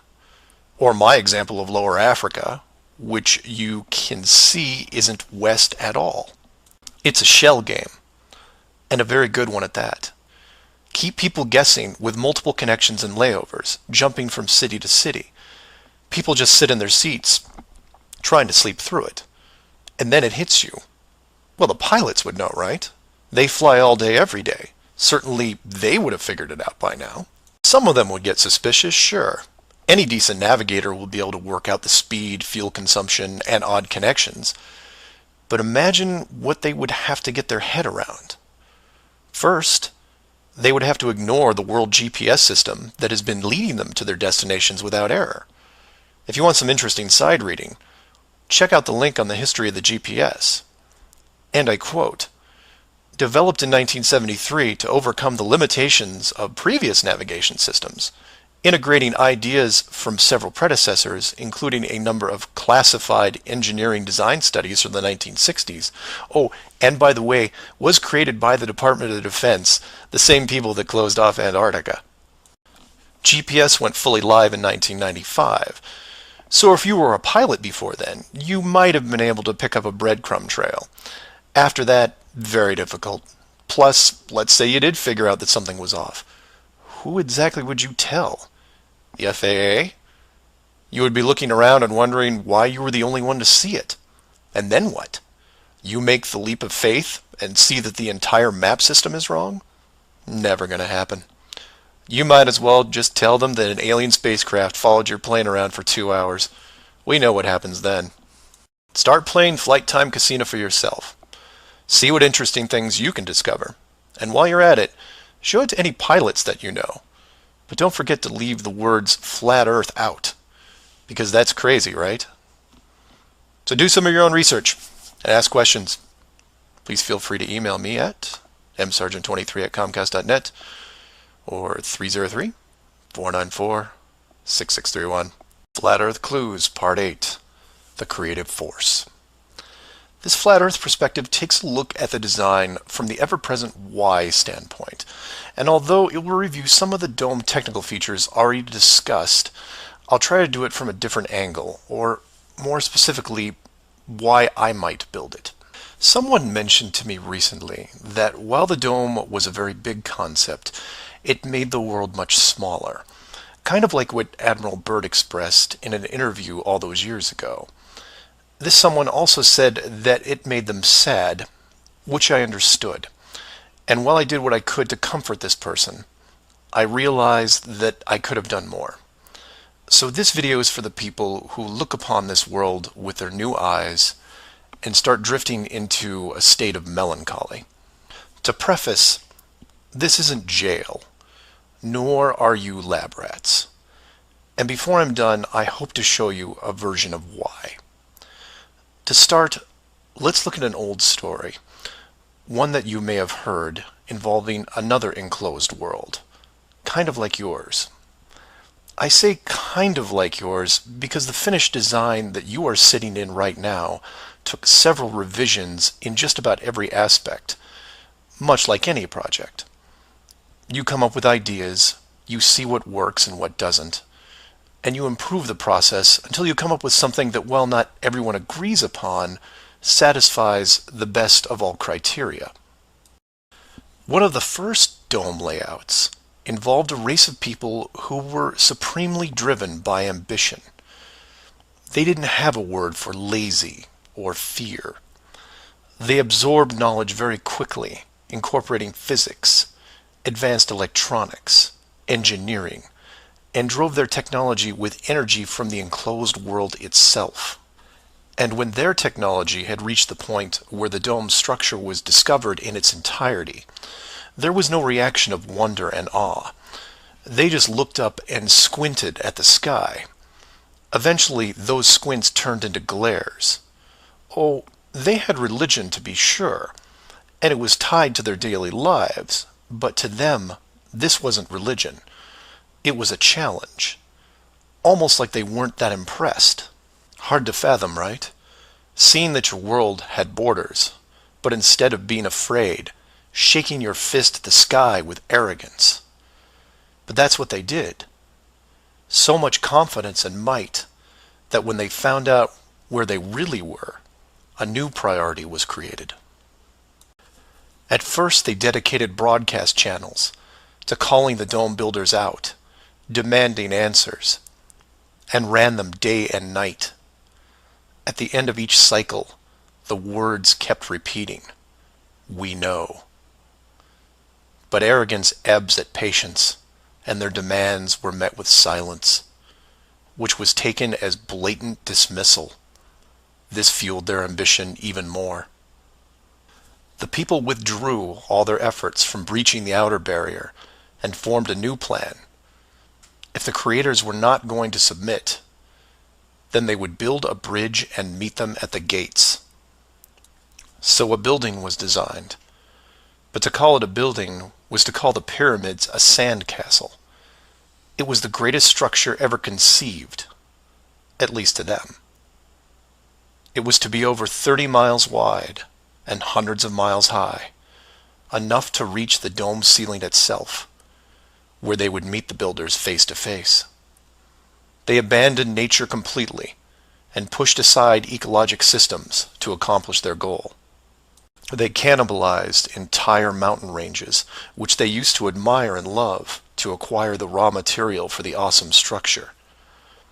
The work crews built with flawless precision, and it was obvious that it was going to succeed. A bridge to the edge of the sky itself. The work would only pause long enough for the mighty armies below to look up and yell, "We come for you," so loudly that on a clear day you could actually feel the dome shake. And the creators, faced with their first great challenge, decided to start again. And the people were changed, their language fragmented so that the builders couldn't continue. The tower was dismantled, their technology removed and forgotten, and the people scattered. A new group was introduced to the dome, divided in every way imaginable, so that unity was next to impossible, and everything slowed down. Languages evolved and devolved into other dialects, and the languages produced text, which produced different forms of culture, and some amazing things began to happen, the most important of which was the arts. The dome builders saw the artistic pool develop into several distinct forms. Everything drawn in any medium on a flat surface. Everything molded that took on a three-dimensional shape. Everything that produced music. All things that make up the human form and motion. And all the written works. Pictures, sculptures, music, dance, literature, the arts. Driven by passion, it is the very essence of what is good in humanity. Once this was recognized, all dome methods put in place were to cultivate and enhance this process. Land masses were adjusted with geology and temperature to support every kind of terrain with Mountains, rivers, oceans, plains, forests, jungles, deserts, all of it stunning, all of it stimulating the human mind, nourishing it. And the modifications continued, with seemingly endless shades of weather. The sky was overhauled, a moon added, and layers upon layers upon layers of stars, so that one day, when the people were able to see further than their own eyes, there would still be something new to see. And the arts flourished, but there was a cost. The languages and division of cultures had put the population at odds, and wars were raging at regular intervals. The dome builders debated if the price was too high. Plans were drawn up to make more changes, until they noticed that the arts thrived even through the worst of conflicts, producing grace and beauty despite their burning world. It was wonderful and terrible at the same time, and the debate outside the barrier continued to intensify until a majority spoke out and said, "This world is a creative force, and we must see what it leads to. The barrier must be hidden at all costs." So the globe model was put into the population, and both science and religion adapted to it. The arts grabbed onto it like a new drug, the creative minds of the world exploding with new concepts. Their universe was now infinite, and the rules changed. Science then led to science fiction, which opened up everything else.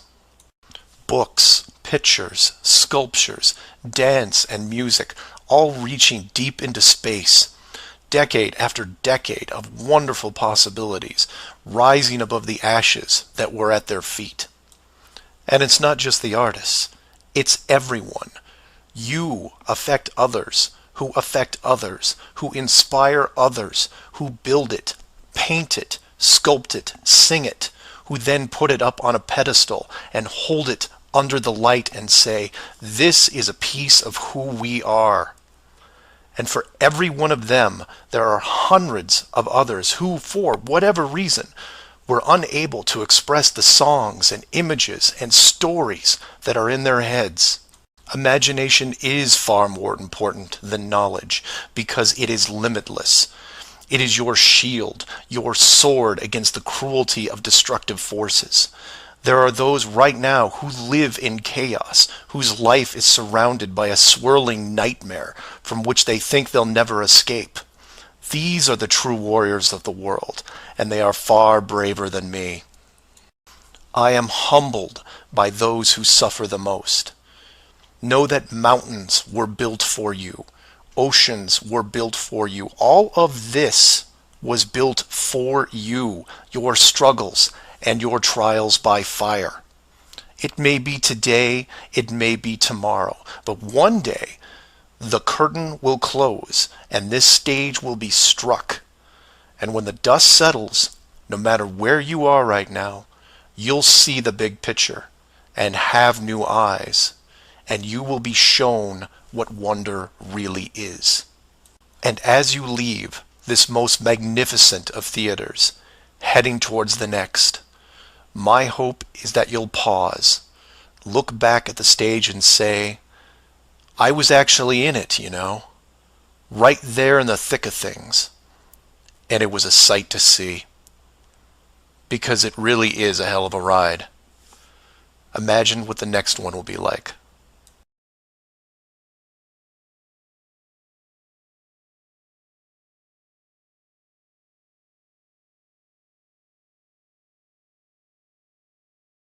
Earth Clues Part 9, The Magic Show. This is part of a series of clues that can help you get your head around both the design of the flat Earth system we live in and who has been involved in the deception to hide it from you. This flat Earth perspective initially started out as a problem-solving exercise that was going to be built into Clue 7, otherwise known as the Long Haul. But after some research and a little patience, it has evolved into something that warranted its own section, and is a perfect example of good things come to those who wait. So emails and phone calls have been coming in, almost all of them positive. Several people from around the world commented on the southern plane routes. They said that while 95% of the long routes in that hemisphere were connections, which in itself raises red flags, there were a few pesky non-stops that seemed to contradict the overall logic. The question then posed to me was obviously, are they real flights? Could they be put there to throw the Flat Earth group off? If it was a trick, could I figure out what it was and how it was accomplished? I accepted the challenge and started my impression of Morgan Freeman as he went up against the Four Horsemen magician crew. Now, admittedly, I was skeptical to start, because the flights went against the third rule, that being the flat Earth has no shortcuts. Only a globe has shortcuts. As in magic, I had to assume the rule was not being broken, but only hidden, or having the illusion of being broken. But first, I had to see the trick itself. I had to see the planes in question and see them make the route. Anyone can list a flight, but does it actually go from point A to point B? With the help of several other people, this was then put to the test. While just about everyone with a cell phone knows about GPS and how it can track things, many people don't know that even though it's a system built by the military, there is a very public aspect to it. So while your phone is tracked at all times, so are other things, most notably all air traffic. Now, if you're military, you could view military planes. If you work at a cargo carrier like UPS or FedEx, you can view transport planes. The general public is mostly limited to commercial air traffic. This can be viewed in several places, and the one I chose was planefinder.net. You can use others like FlightAware, Flight Radar 24, Flight Tracker. It makes no difference because they are all tied into the same exact GPS system. All these sites do basically the same thing. Track every commercial plane in the world from start to end in real time. So I spend day after day looking at the Plane Finder global map, which you see here. At any given time, it's tracking between 3,000 to 7,000 flights that are en route anywhere in the world. You'll notice two different colors for planes, red and yellow. Yellow just means there's a 5-minute delay in processing and only applies to the United States. The point here is, in order to prove out these flights that go against flat Earth theory, I need to watch a few as they cross either the South Pacific or Indian Oceans. The web page updates automatically, but just to be sure, I close and reopen the page every 30 minutes or so and wait for an ocean plane. And I wait, and I wait, and I wait some more. Hours pass, days pass, and no red planes to entertain me. And somewhere in this process of me just staring at these empty oceans, waiting for a plane to cross, something occurs to me. Can you guess what it is? Nothing is crossing these oceans. Not non-stops, connections, multiple connections, nothing. But that's not possible, right? The planes have to reach their destinations. So I change gears and just watch the coastlines of anything in the southern hemisphere, and I start to see it. I follow a simple plane out of Brazil on its way to South Africa, which, by the way, is not part of the long-haul argument. It's offshore just a few hundred miles. I get something to drink, and when I come back, it's gone. Just a glitch, right? So I follow another, and another, and the same thing happens again and again. Once the plane reaches an imaginary line in the water, GPS makes it disappear. Then a friend who is also working on this problem sends me some links, which I've included in the description. I encourage you to take a look at them. At first, they don't seem like much, just an average flight log showing speed, altitude, locations, things you could expect. Then you scroll down to about 3:30 in the morning, and the location drops away and is replaced by either the word approximate or the word estimated. This then continues for the next 5 hours until, miraculously, 1 hour before landing, the flight log reestablishes itself, and the GPS system shows the plane in real time about to reach its destination. So to be clear to those who may not be seeing everything here, the flights are being dropped off GPS, and their flight data is also turned off and stays off until they are almost on top of their arrival point. And you say, well, that's how GPS works. Well, no, because the Northern Hemisphere has planes flying all over their oceans. And then you say that maybe it's a localized Southern Hemisphere thing. And I say, then why are all the flights over or near land perfectly tracked? Furthermore, this is a US-based system with Americans flying on vacation every single day. You're telling me that those people aren't going to be tracked? In addition, the Vanishing Plane Act is happening to not only the South Pacific and Indian Oceans, which I would expect, but also the South Atlantic, which isn't part of the flat Earth argument. There are a bunch of flights that cross this relatively small ocean between South America and Africa, and every one of the planes is hidden shortly after takeoff. So then you say, what would be the purpose of hiding those shorter routes in the Atlantic? It's because of something I didn't see right away. If you hide one flight, you have to hide them all. Showing the GPS routes in the Atlantic, but leaving out the Pacific and Indian Oceans would raise different questions. So the logic here, despite being very sneaky, is sound. The third rule is that the flat Earth has no shortcuts. If you look at the azimuthal equidistant map again, and look close, you notice that while the South Pacific, South Atlantic, and Indian Oceans make up the lower sections on a globe, they make up the outer ring on a flat model. In that model, there is no shortcut between Australia and South America. If you are creating flight routes, you have only two choices.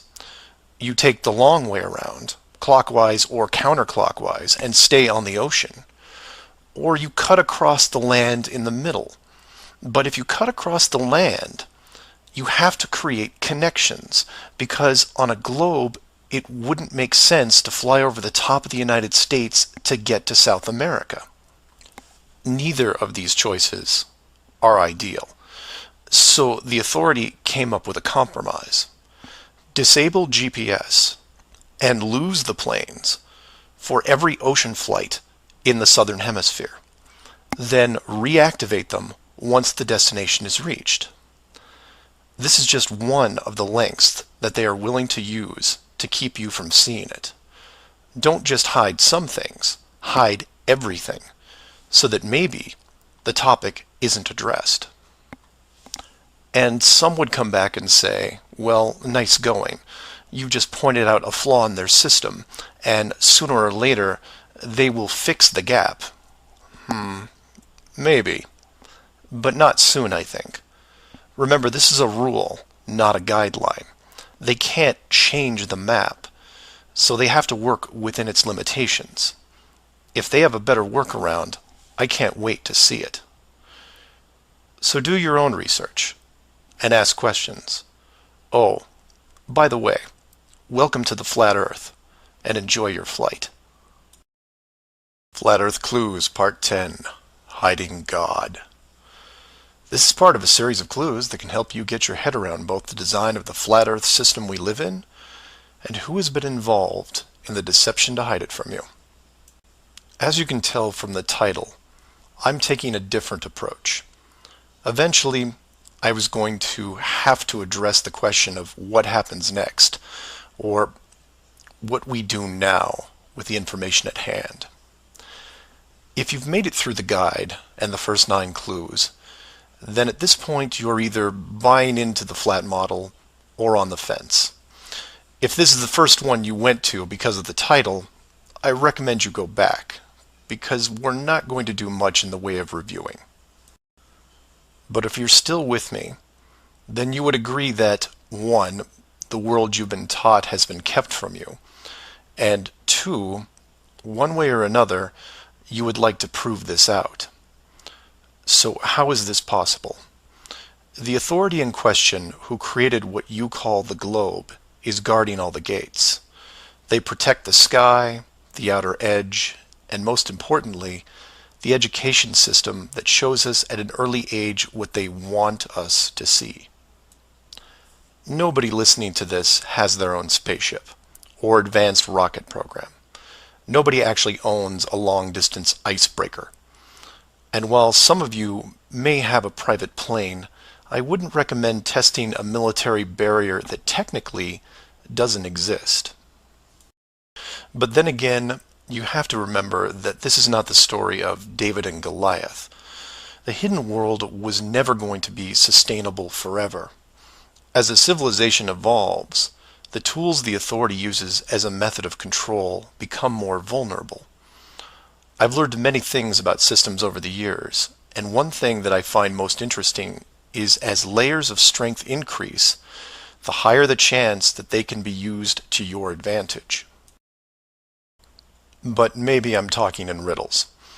I should be boiling it down to what can be done by showing you what's being hidden, what's important, and how it can be spread to others without looking like a crazy person. To be clear, and I can't stress this enough, do not start conversations with the word flat earth. Think of it like Fight Club. The first rule of Flat Club is that you do not talk about Flat Club. Before you started waking up and watching all these things, you were like me. You laughed and mocked everything that was flat earth.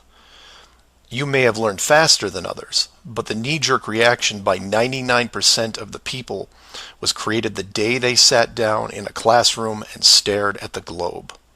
Look at the videos, not just mine, but others who are putting forward some great arguments, and ask the questions that people can relate to. I'm going to introduce 3 very important questions that you can use, each with a statement that precedes it, and each statement is a motivation for a different group of people. If you don't fall into one of these 3 groups, then I guarantee you know people that do. The first statement is this: you are being hidden. What do I mean by that? Well, this goes back to Clue 7 and Clue 9, which talk about the flights in the Southern Hemisphere. If you are flying a plane over the Southern Hemisphere, your flight is not being tracked. How can this be used to find out the truth? It's simple, it's quick, and it costs no money. No matter what country you live in, send a quick note to your local, state, or federal representative and ask them this question: why are citizens of our country flying over oceans without the safety net of the GPS system? And remind them that GPS stands for global, not partial. Without GPS, anything could happen to your plane and no one knows where you are. And while you're at it, remind them that the GPS system was built by the United States Department of Defense, who never does anything small. The system that is in effect now has what appears to be huge, deliberate gaps in the Southern Hemisphere only. Do not mention flat Earth. Just voice your concern about the safety of you, your loved ones, and your fellow citizens. Will they get back to you? Possibly. Will they give you a satisfactory answer? Not a chance. Because they will only have what the military gives them. What this will do, however, is create a unique buzz in certain circles that may prove to be useful later. The more politicians or high-ranking officials you contact, the greater the noise. The motivation here, as you can tell, is general public concern. The second statement is this: Wealth is being hidden. What do I mean by that? Goes back to Clue 2 and every other mention regarding Antarctica. In 1954, it was announced on national television that the continent was just millions of miles of rich energy resources. And by 1959, it was sealed off like Area 51. How can this be used to find out the truth? By contacting anyone you know in either the petroleum, natural gas, or mineral industry. This means ExxonMobil, British Petroleum, Royal Dutch Shell, Chevron, ConocoPhillips, BHP Billiton, Rio Tinto, Glencore, Anglo-American, and there are many others. Find anyone in these companies and make inquiries about their prospects in Antarctica. Send them the link to the Admiral Byrd interview and ask them why, if there are no environmental conflicts regarding oil, gas, or mining, why aren't they allowed to even petition the idea, even when the world's energy resources are dwindling more every day? Put the sound of money in their ear. They may not be able to break through the decades of red tape laid out in front of them, but it will create a buzz from a different side, the motivation of greed, and of pristine resources just begging to be harvested. And finally, to preface the third statement, I need to thank all the people who have sent me stacks and stacks of biblical scripture, asking me to stop dancing around the title of the flat model and call the structure what it really is. And you know, they have a point. I have put myself at a distance because I want to reach people who are outside of religious faith and even outside of general conspiracies. But for all those spiritual groups who have contacted me, I can now, however, say with conviction that this third statement is this: they are hiding God. Despite what labels I put on the flat model structure, the oldest names are from the oldest texts, one of those being called the Firmament. If the firmament was indeed discovered in 1956 and it was deliberately hidden, then the ruling authority not only hid the structure, but evidence of the builders. And by builders, I mean creators, and by that, I mean what people define as God. Hiding God could be considered one of the worst ideas of all time. And if you are a person of great or small faith, you have a vested interest in any evidence that would solidify and vindicate your years of dedicated service.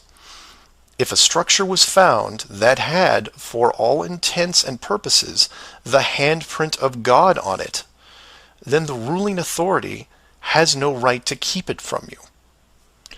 There are billions of people on this world who have personally dealt with the concept of God and would like to know for sure if these beliefs are well placed. Or, in short, you want to know the meaning of life. It's out there, and it's been hidden from you. Your motivation is clear. Go to your church leaders, your congregation, and tell them science probably found evidence of God in 1956 and decided to keep it a secret. If you know people of religious power, send this up the ladder. Get the word out and see what comes back. Between these three statements and questions, people will talk to people who will talk with others and eventually reach someone who knows. This isn't a grassroots or groundswell movement that takes a long time, because the system that has been used to mold and control you these past years has been based on speed, and by that I mean real time. All it takes is a single video, a memorandum, one whistleblower, one key person, and everything changes, not in months or weeks or days, but hours. And in those hours, everything changes because of the speed. People all over the world wake up and look at the sky with new eyes, and things start to get better. One person, that's all it takes. One person to come forward and share what has been hidden for so long. Maybe someone who is tired of all the games. Maybe someone who has gone year after year burdened by such a heavy secret. Maybe you, who are listening right now, who is looking for a reason to come forward. This is it. And if you don't want to walk into the light and be the hero, I understand.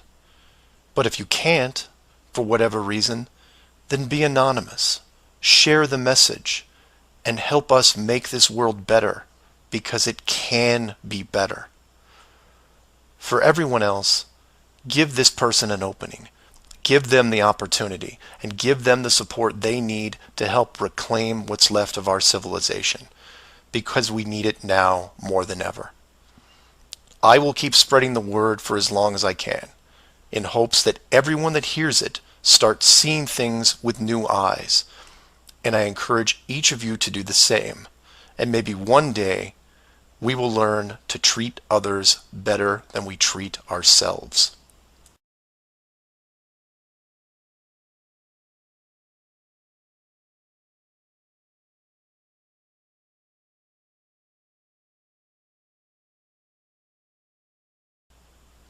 Flat Earth Clues, Part 11, Souls in the System. This is part of a series of clues that can help you get your head around both the design of the flat Earth system we live in and who has been involved in the deception to hide it from you. This clue looks into the recent past, or more specifically, an odd but interesting piece of conspiracy lore. What I hope to show here is an example of how an enclosed system, once revealed, can change the world very quickly and in ways you may not have realized. To start, we need to go back a little ways to a controversial 2004 documentary called Astronauts Gone Wild. For those of you who missed this strange little gem, the summary is this. The producer-director Bart Winfield Sibrel went out to prove that all the moon landings were elaborate hoaxes. To do this, he set up interviews with the Apollo astronauts, giving them the impression that the interview was just routine. He then produced a Bible and asked each of the astronauts to swear on the book before the interview started. The interview was then supposed to be a series of detailed technical questions designed to trip up the astronauts. During the process, there was quite a bit of tension and some very uncomfortable moments, including one actual fist fight. Now, I'm not recommending that anyone actually go out and watch this hour-long documentary. For me, the astronauts have had to live with this guilt a long time, and leaving them alone seems like the humane thing to do. What interested me, and moreover what piqued my interest then, wasn't the unoriginal questions the reporter posed, but how the astronauts reacted to the Bible itself. None of the Apollo pilots would put their hand on it and swear that they went to the moon. In fact, most treated the book like it was made of plutonium. This puzzled me for years because it went against the basic rules of any cover-up, one of which is lie about everything. Now, the pilots of the Apollo program had done many interviews over the years, many televised, and had been going through their song and dance without really any instances of contention. So why not just go through the motions again? It is, after all, just a book, right? People lie under oath all the time. It's called perjury, and every country has an extensive system of laws and punishments to deal with it. These punishments don't seem to stop the people from committing perjury, and you can read about it almost every day. Furthermore, the astronauts were not in court. This was just a room, sometimes their own home. So swearing on the book would, for all intents and purposes, be meaningless.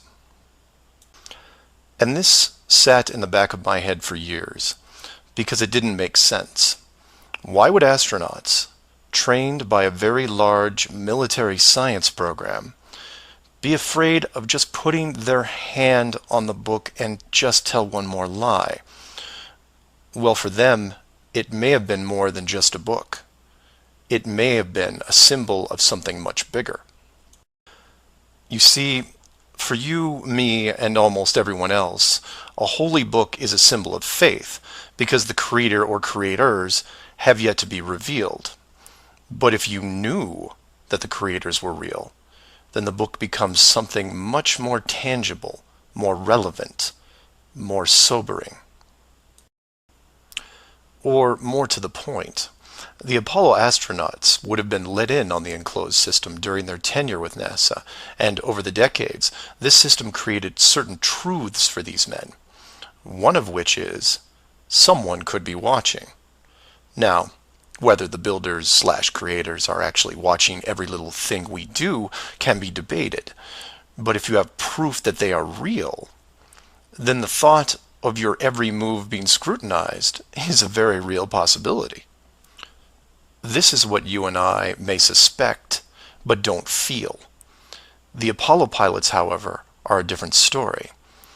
If they were shown how the world really looked, then their attitude towards the book takes on a whole new meaning. In fact, it didn't have to even be a Bible. It could have been an encyclopedia or a piece of wood, because it was the idea that made them pause. And if you're still not getting it, then I'll ask you directly. If you actually saw some of the creator's handiwork and knew that there was a chance you were being watched, and there was a scorecard involved, would you swear against that and lie about something? Would you roll those dice and take the chance? Or to put it another way, everyone has gotten frustrated about something, then looked up and cursed the sky. Would you still do that if you knew that a creator was up there and possibly listening? That's just one example of how knowledge of the enclosed system changes people. The astronauts didn't want to roll the dice and lie because there was a real fear of retribution. And while they were confident that a bolt of lightning wasn't going to strike them down, they also weren't going to push their luck. And we all take on the same approach in daily life. Everyone who drives has run a stoplight. We know when we see the yellow light that it's too far away, so we hit the gas and hope for the best, especially if the traffic is light and we aren't putting anyone in danger. But you take that very same intersection and put a red light camera on it, well, then things change, don't they? Do you hit the gas and roll the dice? Not a chance. You hit the brakes and hope that you can stop in time because you are being watched. You may not be a model driver by any sense of the word, but you understand this rule and this place, and you don't break it. And this one aspect is why I'm pushing so hard to see the enclosed system revealed. Because as a civilization, we seem to be only as good as what we can get away with. This isn't an issue with freedom, it's an issue with doing the right thing. You know that running red lights is a bad idea. The camera is a reminder of that. Imagine all the things that would change for the better if the enclosed system was revealed. Would you lie to hurt someone? Would you rob a bank, commit fraud, or embezzle? Would you steal anything unless your life depended on it? And while people would still get angry and fight, would they maim each other? Would they kill? Would anyone knowingly commit murder? Would you bully or extort people for profit? In fact, knowing that the world was created, would you do anything malicious towards anyone? If the world is not a globe, but instead enclosed, then wars end. Hate crimes end. Maybe not overnight, but quickly. Because you may be, for the first time in your life, actually accountable for your actions. You realize now that you are a very real soul in this enclosed system, and you have a responsibility towards your fellow man, one that can be boiled down into one simple rule: treat others better than you treat yourself.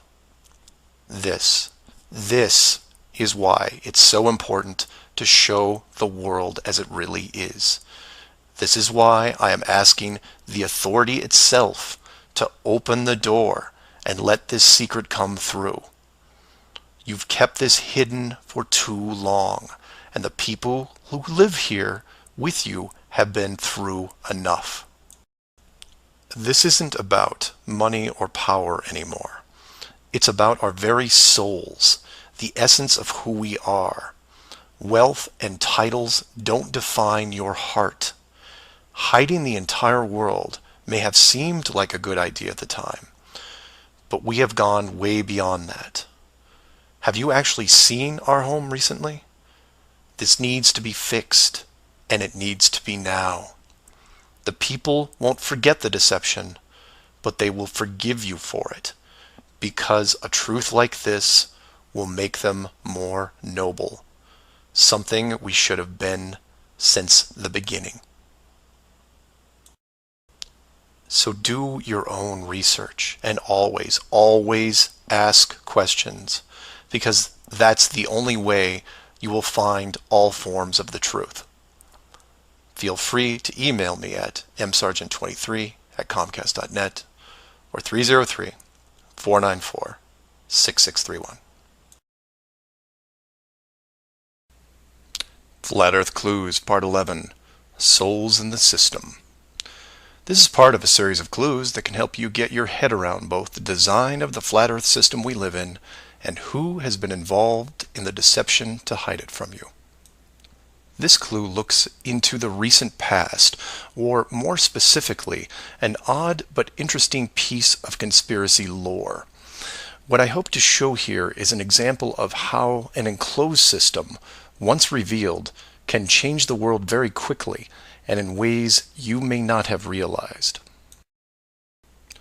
To start, we need to go back a little ways, to a controversial 2004 documentary called Astronauts Gone Wild. For those of you who missed this strange little gem, the summary is this. The producer-director Bart Winfield Sibrel went out to prove that all the moon landings were elaborate hoaxes. To do this, he set up interviews with the Apollo astronauts, giving them the impression that the interview was just routine. He then produced a Bible and asked each of the astronauts to swear on the book before the interview started. The interview was then supposed to be a series of detailed technical questions designed to trip up the astronauts.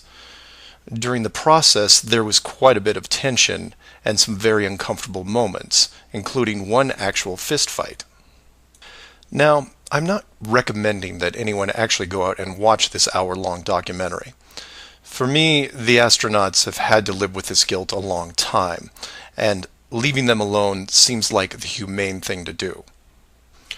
What interested me, and moreover what piqued my interest then, wasn't the unoriginal questions the reporter posed, but how the astronauts reacted to the Bible itself. None of the Apollo pilots would put their hand on it and swear that they went to the moon. In fact, most treated the book like it was made of plutonium. This puzzled me for years because it went against the basic rules of any cover-up, one of which is lie about everything. Now, the pilots of the Apollo program had done many interviews over the years, many televised, and had been going through their song and dance without really any instances of contention. So why not just go through the motions again? It is, after all, just a book, right? People lie under oath all the time. It's called perjury, and every country has an extensive system of laws and punishments to deal with it. These punishments don't seem to stop the people from committing perjury, and you can read about it almost every day. Furthermore, the astronauts were not in court. This was just a room, sometimes their own home. So swearing on the book would, for all intents and purposes, be meaningless. And this sat in the back of my head for years, because it didn't make sense. Why would astronauts, trained by a very large military science program, be afraid of just putting their hand on the book and just tell one more lie? Well, for them, it may have been more than just a book. It may have been a symbol of something much bigger. You see, for you, me, and almost everyone else, a holy book is a symbol of faith, because the creator or creators have yet to be revealed. But if you knew that the creators were real, then the book becomes something much more tangible, more relevant, more sobering. Or more to the point, the Apollo astronauts would have been let in on the enclosed system during their tenure with NASA, and over the decades, this system created certain truths for these men, one of which is, someone could be watching. Now, whether the builders/creators are actually watching every little thing we do can be debated, but if you have proof that they are real, then the thought of your every move being scrutinized is a very real possibility. This is what you and I may suspect, but don't feel. The Apollo pilots, however, are a different story. If they were shown how the world really looked, then their attitude towards the book takes on a whole new meaning. In fact, it didn't have to even be a Bible. It could have been an encyclopedia or a piece of wood, because it was the idea that made them pause. And if you're still not getting it, then I'll ask you directly. If you actually saw some of the creators' handiwork and knew that there was a chance you were being watched, and there was a scorecard involved, would you swear against that and lie about something? Would you roll those dice and take the chance? Or to put it another way, everyone has gotten frustrated about something, then looked up and cursed the sky. Would you still do that if you knew that a creator was up there and possibly listening? That's just one example of how knowledge of the enclosed system changes people. The astronauts didn't want to roll the dice and lie because there was a real fear of retribution. And while they were confident that a bolt of lightning wasn't going to strike them down, they also weren't going to push their luck. And we all take on the same approach in daily life. Everyone who drives has run a stoplight. We know when we see the yellow light that it's too far away, so we hit the gas and hope for the best, especially if the traffic is light and we aren't putting anyone in danger. But you take that very same intersection and put a red light camera on it, well, then things change, don't they? Do you hit the gas and roll the dice? Not a chance. You hit the brakes and hope that you can stop in time because you are being watched. You may not be a model driver by any sense of the word, but you understand this rule and this place, and you don't break it. And this one aspect is why I'm pushing so hard to see the enclosed system revealed. Because as a civilization, we seem to be only as good as what we can get away with. This isn't an issue with freedom, it's an issue with doing the right thing. You know that running red lights is a bad idea. The camera is a reminder of that. Imagine all the things that would change for the better if the enclosed system was revealed. Would you lie to hurt someone? Would you rob a bank, commit fraud, or embezzle? Would you steal anything unless your life depended on it? And while people would still get angry and fight, would they maim each other? Would they kill? Would anyone knowingly commit murder? Would you bully or extort people for profit? In fact, knowing that the world was created, would you do anything malicious towards anyone? If the world is not a globe, but instead enclosed, then wars end. Hate crimes end. Maybe not overnight, but quickly. Because you may be, for the first time in your life, actually accountable for your actions.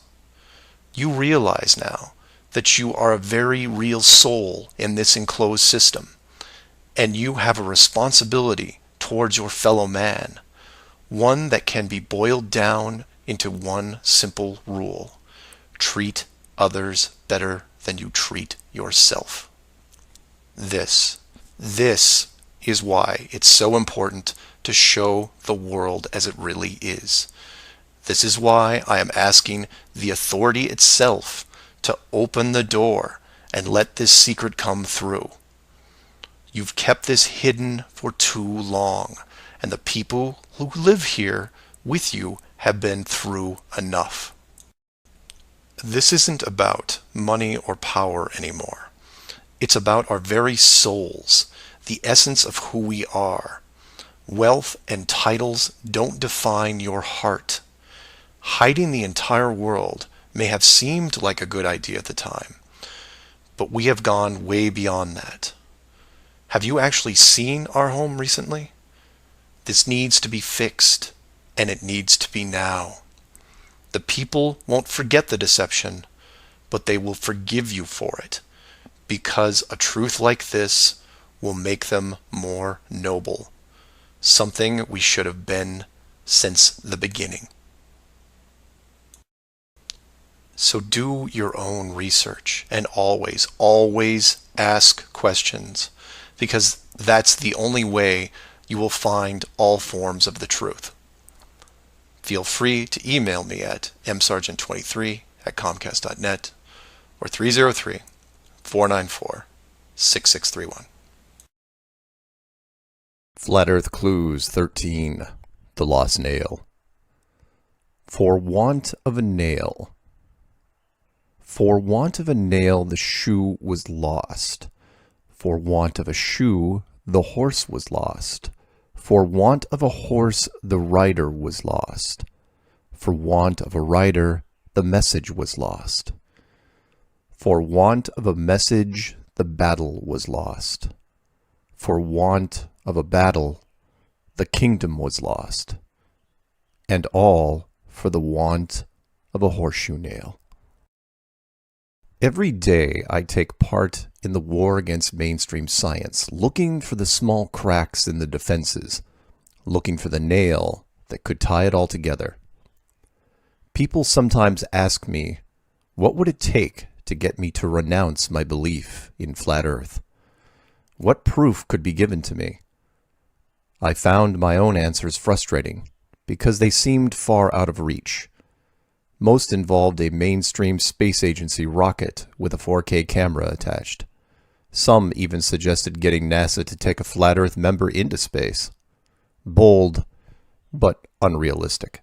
I started revisiting older ideas, and it occurred to me that maybe I should be thinking smaller. I needed a test that could be done here on the ground, where just about anyone could participate, but still be tied to a space program. What I settled on was the astronaut suit. This is not to be confused with a G-force suit or G-suit.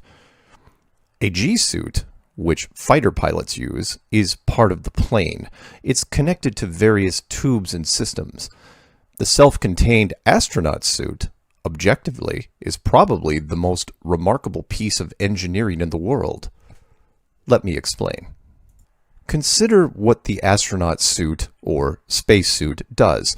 It protects from extreme heat, extreme cold, maintains oxygen levels, humidity levels, has a communications array, and most importantly, has some sort of compression system that counters the massive vacuum force of space, accomplishing this through a high-end microprocessor. Runs completely off battery power, and it has never failed. Now, even if you could believe the perfect performance record of the spacesuit in 2018, consider that it worked just as well in 1969 with almost no computer technology and far less efficient batteries. Now, this is where things get strange. This magical spacesuit, this miracle of modern technology, where do you think it's tested? If you ask anyone tied to NASA, they'll tell you it's tested in water. And yes, we see lots and lots of video examples of astronauts training in deep swimming pools next to exact replicas of the space station.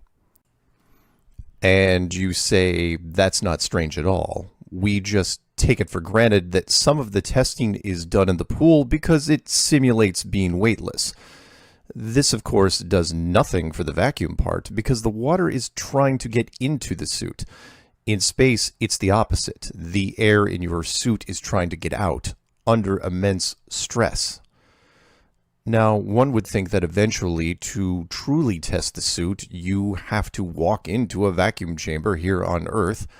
And we do see a suit tested here, but no one is in it. And here, well, no. And this is a diary of an astronaut who says he was in a chamber once, but no video. Hey, wait a minute. Where are all the videos of astronauts in their miracle spacesuits having fun in the vacuum chamber? I mean, if I had to go to space, I would want an assurance that my suit, when exposed to the vacuum of space, wouldn't blow up like a balloon and burst. You're telling me that 50 years after it was invented, the only video we have is this? 1 minute long, tethered, suspended by a harness with no independent verification? You're not testing the suit because the suit doesn't work. It can't work. It's a phantom technology that you can only show on camera, like Star Trek or Buck Rogers. It doesn't work because there's no technology to keep a fabric suit safe against a vacuum. So you skip the tests and just went straight to the space footage, and no one noticed. And if the suit is hollow, then all the missions that show the suit are hollow. And if the missions are hollow, then so are the astronauts and the entire agency, just because you didn't spend the time to fake a test for the public. See where the proverb comes into play? The suit is the nail, and NASA is the kingdom. I'm so confident in this claim that I have made it my new challenge to anyone in the scientific community that can pull strings. Several universities have vacuum chambers, and this isn't a stretch for NASA. No rockets, no space station, just a suit. Well, 2 suits, because I'm not going in there alone. One for me and one for a scientific volunteer. You have faith in science? Time to put your money where your mouth is. And if I'm right, then NASA will refuse any request regarding the suit, regardless of the release forms I would sign, because it's just a modified piece of scuba gear. And if I'm wrong, well, find me a vacuum chamber video and tell me how likely that is. For want of a nail, the shoe was lost. For want of a shoe, the horse was lost. For want of a horse, the rider was lost. For want of a rider, the message was lost. For want of a message, the battle was lost. For want of a battle, the kingdom was lost. And all for the want of a horseshoe nail.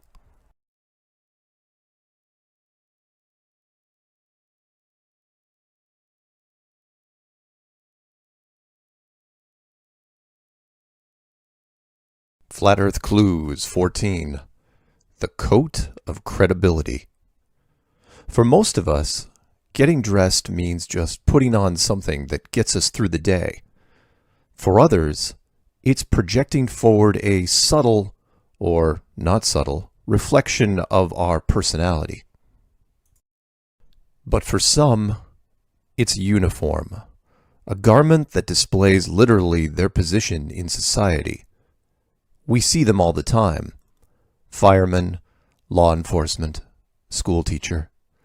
And the clothes over time reinforce the ideas of that position or career, similar to the bell of Pavlov's dog.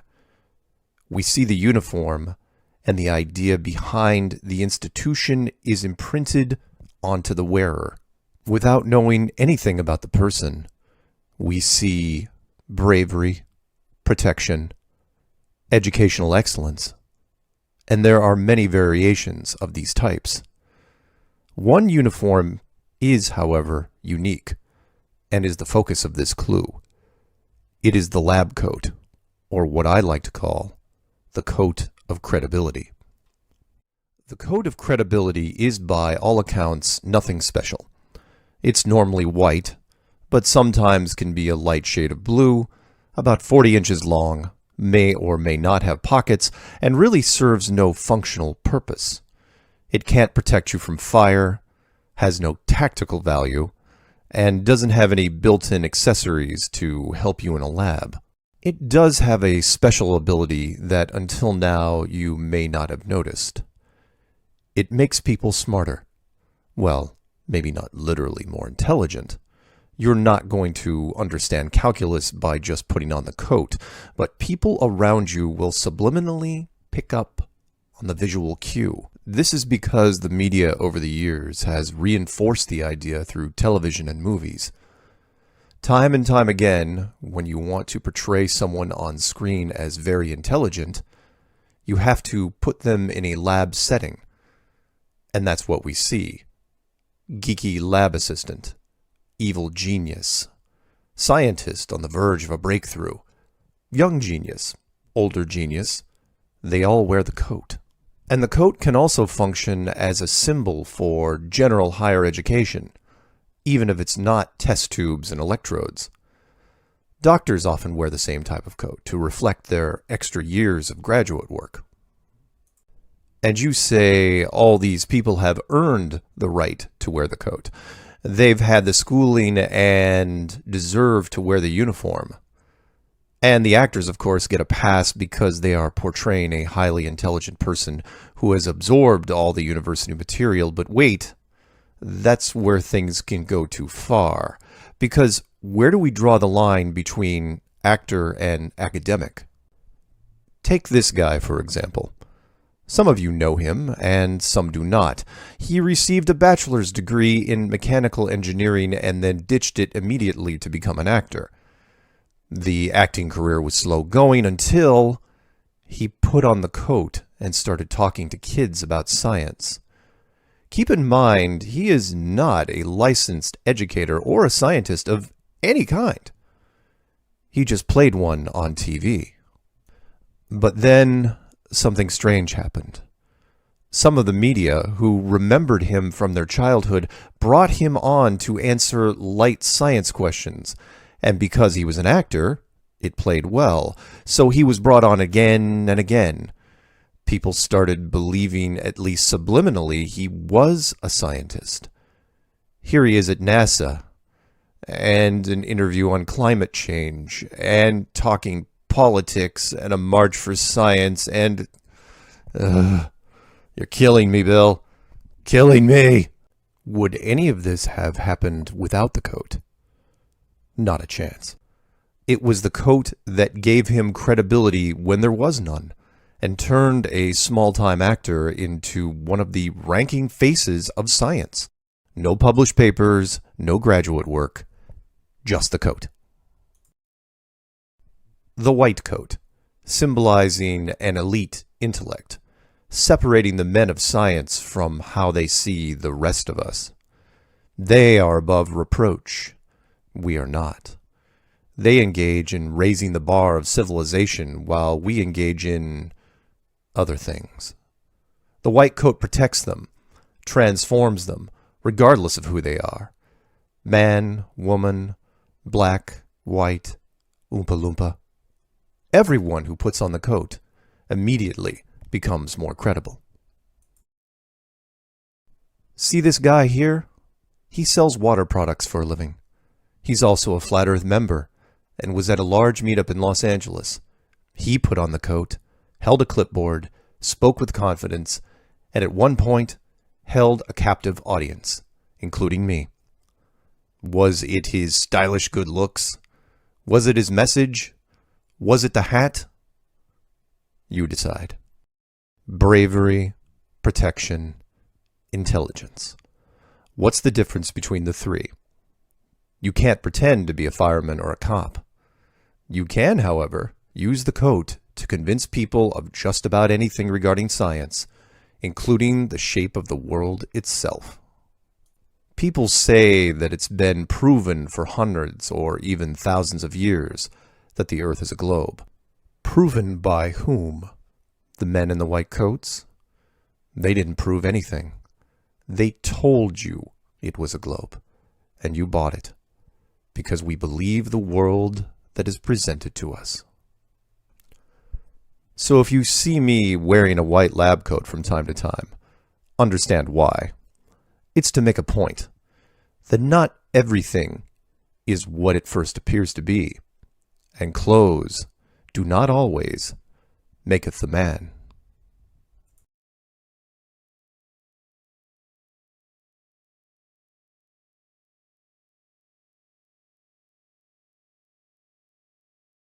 If you look online for the 5 stages of grief, the most common breakdown is as follows: denial, anger, bargaining, depression, and acceptance. As I was walking the other day, my mind drifted to future debates with members of the academic community. Like the first few moves on the chessboard, the opening lines of the Flat Earth debate seem to start out the same way. The scientist says, well, as any reasonable, well-educated person will tell you, the Earth is a globe. It's just common knowledge. And I say, of course it is. We've all been told this since we were children. I believed it as well. And really, so did almost everyone in the Flat Earth community. Until one day we didn't. You state that it's a globe. Are you sure? The scientist's first response to this is always the same, knee-jerk and immediate. The world is not flat. It's a globe. Thousands of other scientists all over the world will agree with me, citing mountains of empirical data, using multiple tests, that it is 100% spherical. Even considering the archaic idea that the world is flat is nothing short of educational incompetence, bordering on a deliberate anti-intellectual movement that, if went unchecked, would plunge us into darkness and bring about the end of civilization as we know it. And I say, I understand your unwillingness to look at it. As a member of the scientific community, your globe conditioning goes years past the average man on the street who only had to look at the silent globe sitting in their classroom for 12 years. Plus all the infinite space programming from news and entertainment media that continued all the way until now. Let's just say that you could resist the impulse to look away and examine the evidence. Would you still say it was a globe? Are you sure? And the scientist's tone deepens. It is insulting that you or anyone would even ask such a question. My beliefs aren't based on science fiction, but science fact. Anyone that believes otherwise should be forced into strenuous psychiatric tests, followed by electroshock therapy. And if that doesn't work, the retarded, uneducated, delusional soul should be put down. I don't know why this idea upsets me more than any other fringe concept, but I feel compelled to insult the person introducing the topic to me. Science is right, whether you believe in it or not. And I say, I understand your anger, your frustration. Flat Earth implies that the most important core concept of science, that being the properties of the world itself, are in question. And if that is the case, then every other aspect of science, from all the studies of the ground below us to the mysteries of the sky and beyond, have to be re-examined. No one wants to start over from the ground up, and scientists have been, well, sitting together for a very long time on a high metaphorical perch, never questioning what would happen if the foundations that their institution was built on weren't as solid as they had always thought. But if you could put aside that anger just for a few moments, would you still think it was a globe? Are you sure? And the scientist's eyes grow desperate and strained. Look, he says, I'm not blind to the secrets that men in power keep. I'm not ignorant to the idea of sinister conspiracies in the world. I've known people like you, thinking that nothing can be trusted. Heck, I've had friends who have gone down those roads. Was 9/11 an inside job? Did a lone gunman kill Kennedy? Was Pearl Harbor a setup to win the war? All these things I can look at with reasonable criticisms. I've even looked at the American moon program being fake. But Flat Earth is so far beyond that it defies any sense of credibility. Even entertaining the idea briefly fills me with uncertainty that encroaches on reality itself. The world around us is real, and my place in it is stable and understood. And I say, no one likes being tricked or conned or lied to, especially by people in positions of authority, even if the reason behind it seems acceptable. People in power lie for many reasons, but one of the easiest is this: what you don't know won't hurt you. Is that oversimplifying things? Remember that as of today, no mainstream news outlet has let it slip that Santa Claus isn't real. And they won't, because they're looking out for the children. Rudolph is getting some help guiding Santa in his sleigh this Christmas. NORAD, the North American Aerospace Defense Command, is gearing up for its annual Santa tracking mission. This year it has more of a military feel to it. Let's go back to our Pentagon correspondent, Barbara Starr. She's joining us. So, Barbara, what a difference a year makes. What's going on this year? Hey, Wolf, how are you again? Well, you know, about 20 million people... Mainstream science knows at the very least that the Mercator map is extremely inaccurate, but they won't replace it because it's easier to keep the status quo. Would science go to extreme lengths to protect the institution that it's built over the last 500 years? Think of how far you would go to protect a single member of your family, and then multiply that by, well, forever. Starting to get a clearer picture?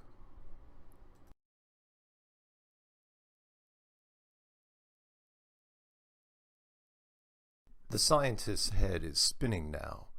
The institution of science cannot fall. Millions of hours of research, equation after equation, stacked on top of each other for centuries, all would come crashing down almost overnight. Every scientific sector, every university science department would have to rebuild their models. It would be chaos. Without science leading humanity, there would be no intellectual compass, no guidance. The greatest living minds would become freshmen again.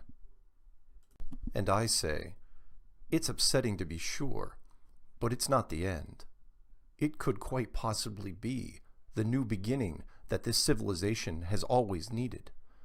Think of what science could accomplish if it was allowed to break free of the universe laws it created. A prison in which they actually built the bars. Now isn't the time for despair.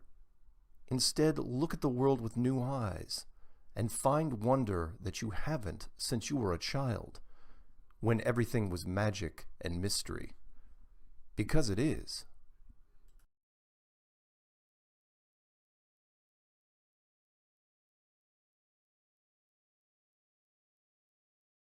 And after a long and uncomfortable pause, the scientist slumps back into his chair. You know, I've spent the better part of my life researching the different aspects of this world and others. relying on a seamlessly endless supply of qualified journals and articles, all reinforcing each other. That the heliocentric model was the best fit, that it literally expanded our concepts and perceptions of not only the physical universe, but time, matter, and maybe even the building blocks of creation. If we have to go back to the previous model, maybe the modern tools we have now will allow us to rediscover things with a new perspective. But what does that do to all the work I've accomplished over the years? What place do I have in it? What am I now? And I said, you're free. The old rules don't apply anymore. You now have a choice to make. You can forget that this conversation ever happened and continue building meaningless theories on top of a foundation made of smoke. Or you can join a community that questions everything and has a chance to build a world based on potential, not fear. Now, one last time, look at that globe. Is that where you are right now?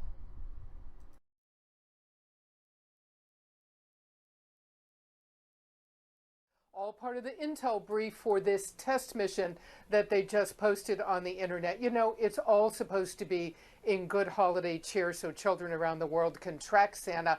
But the question this year again is, did it go just a little bit too far? Because as some people are saying, the U.S. military doesn't own Santa, the world owns Santa. And why is it the U.S. military that seems to be taking possession of all of this? It's a program that's existed for years. It's worked really well. 20 million around the world log on to this website. The question this year just is, did it go a little too far? Wolf? Yeah, well, some people are obviously sensitive to that. Any plans for drone use by Santa this year? Does the Pentagon have any expertise in helping Santa perhaps use some drones to deliver some of those gifts to the kids? Well, we didn't see any drone delivery. And of course, the next thing we're watching for is, will Santa enter Chinese airspace? Wolf? Yeah, well, they'll have to declare it to the Chinese, presumably. All right. Thanks very much. Having a little fun over there, Barbara.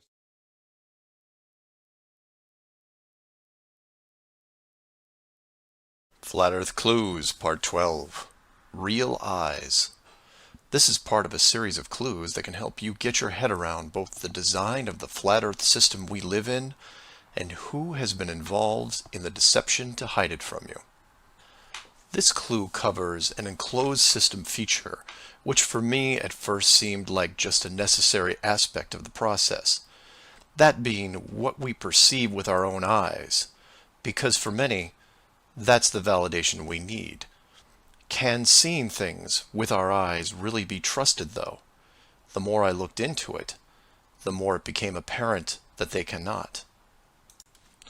In fact, it became obvious that as a species, we seem to have layers of cognitive weakness, especially when it comes to optical perception, like it was built into our very genetic code. Layers that naturally help things like hiding the shape of the world. I'm going to show you some examples, and before this clue ends, you'll know why everyone else around you is missing the big picture and just how rare you are to realize it. For example, what is this object? It's your world. This is where you live. You know it as certain as anything else that's given, like gravity, temperature, and touch. But you can't touch or see your world like this. So if I take this image away, how do you still know? Anyone who has followed the clues so far know that I, for the most part, just use some slides and a narrative. But some of the best optical examples are moving illusions. So for better or worse, I'll be including small sections of video into this clue to help drive home the point. So let's start with a dramatic entrance, something you can relate to. This is for all the questions regarding the sky and how things can be accomplished. To this, I have to remind people using a Truman Show example, where the director, living in the moon structure, cues the sun. Keep in mind this is a very small enclosed system. If the sun, moon, and stars can be reproduced here, imagine what you could do with a dome 1,000 times larger, using technology far beyond ours. But maybe I'm getting ahead of myself, like the mice in Clue 4. We should start with something small, because the small stuff is easy to figure out, right? Take this spinning ballerina, for example. If I say that she's spinning on her left foot before you look, then she might spin on her left foot. If you look away and I now say she's spinning on her right, then when you look again, she might be spinning on her right. But try to change her direction while staring directly at her, and it becomes much more difficult. Did I change her graphic? Is it magic or witchcraft? Not at all. How the girl is animated gives your mind the choice of how she's spinning. You just need a starting point. So you say, well, that's an animation, just a clever trick. So I show you this still picture of a match and its shadow against the wall. Notice anything missing? Like the shadow of the flame itself? Your mind wants it to be there, but it isn't. Everything casts a shadow, right? Your eyes want the image to include the flame's shadow, even though logic tells you the pure light source can't have one. And then there's the famous dress, which in real life is blue and black, but how it's photographed gives the human mind an option of seeing it in gold and white. You know what color it is because you can see it. But if someone else sees a completely different color, then who's correct? If everyone in the room sees black and you see gold, are you wrong because you're in the minority? And what does that say about possible illusions that can be tailored to a small group of people? Or just you? Human eyes are easy to manipulate. Take this classic example. If you pause the video and stare at the 4 dots in the center for 30 seconds, then turn away and look at something white, then you will see a residual image of a bearded man. But that's not the trick. It's that the residual image is in color, even though you are staring at something black and white, showing you that your eyes can be conditioned in a relatively short amount of time. And speaking of black and white, let's see if you can avoid a simple distraction. Focus on white and try to see how many passes are made by the white-colored team. Can you tune out everything else and count the number of white passes? You're confident that the total number of passes is 13. And congratulations, you would be correct. But this wasn't about the number of passes. It was about the bigger distraction. By following the white team, you are ignoring the black team, and moreover, everything black, so you failed to see the dancing black bear that was right in front of you. Don't worry, I didn't see it either the first time, and being that you now know how it's done, you can't be fooled again, right? Rewind and try it, still focusing on the number of passes, and see if you can catch the bear. It's harder than you might think. Many people will see this dragon and think it's a computer-generated effect. It's actually very real, but the illusion only works from certain angles. If you walk too far one way or the other, you can see behind the illusion. If you cannot see behind the scenes, your mind can't break out of the illusion, no matter how hard you try. And this then leads us back to something that shouldn't be a trick, but is. It's called the Mercator map. And you say that it's not a deception, it's a real map. How do you know this? Because it was on a wall in your school classroom? All geographers in the world know that this map is very wrong. The correct perspective is this, the Gall-Peters. It shows countries how they actually are in comparison to each other. This is the map that should be in schools right now, but the authority thinks you'll be more comfortable with the old map. You say that they aren't that much different, that at least the location is correct, right? Take a look at the size of Europe and where Germany is. Wait. Relative size is one thing, but you're telling me that Germany isn't where we think it is? Nothing's where you think it is. Where is it? I'm glad you asked. The Peters projection. It has fidelity of axis. Fidelity of position. East-west lines are parallel and intersect north-south axes at right angles. What the hell is that? It's where you've been living this whole time. Should we continue? Uh-huh. We assume, like many things, that what is presented to us is the truth, because we want to believe.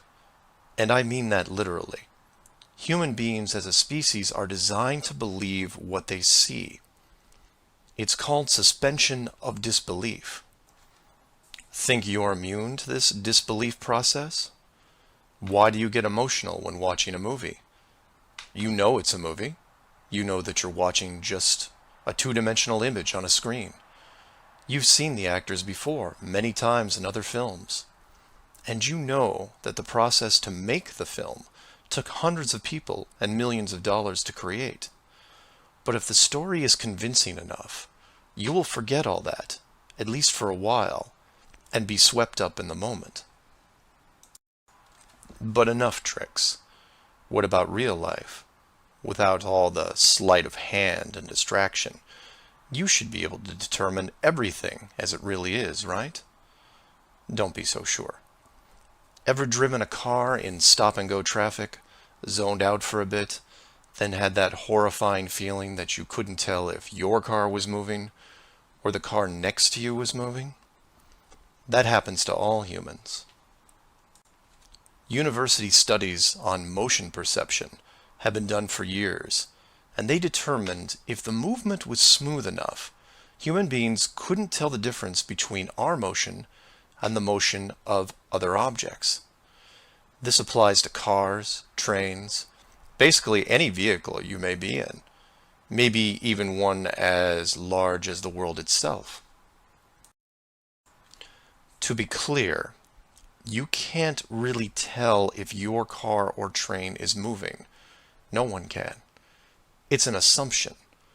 So now tell me that you can feel your world spinning at 1,000 miles an hour and rushing around the sun at 60 times that speed. Your world isn't spinning or moving forward, only the sky is. And even that isn't real. The stars spin, the moon circles, as does the sun. All of it built with great craft and precision to create the illusion that you are isolated in a vast universe to fend for yourself, which is not the case. Or, in short, we were designed to believe, to accept the illusions as reality, so that an enclosed system could be built around us, and we could live in it without the burden of confinement. And for those of you who still haven't used their real eyes yet, here's one more trick. See if you can solve it.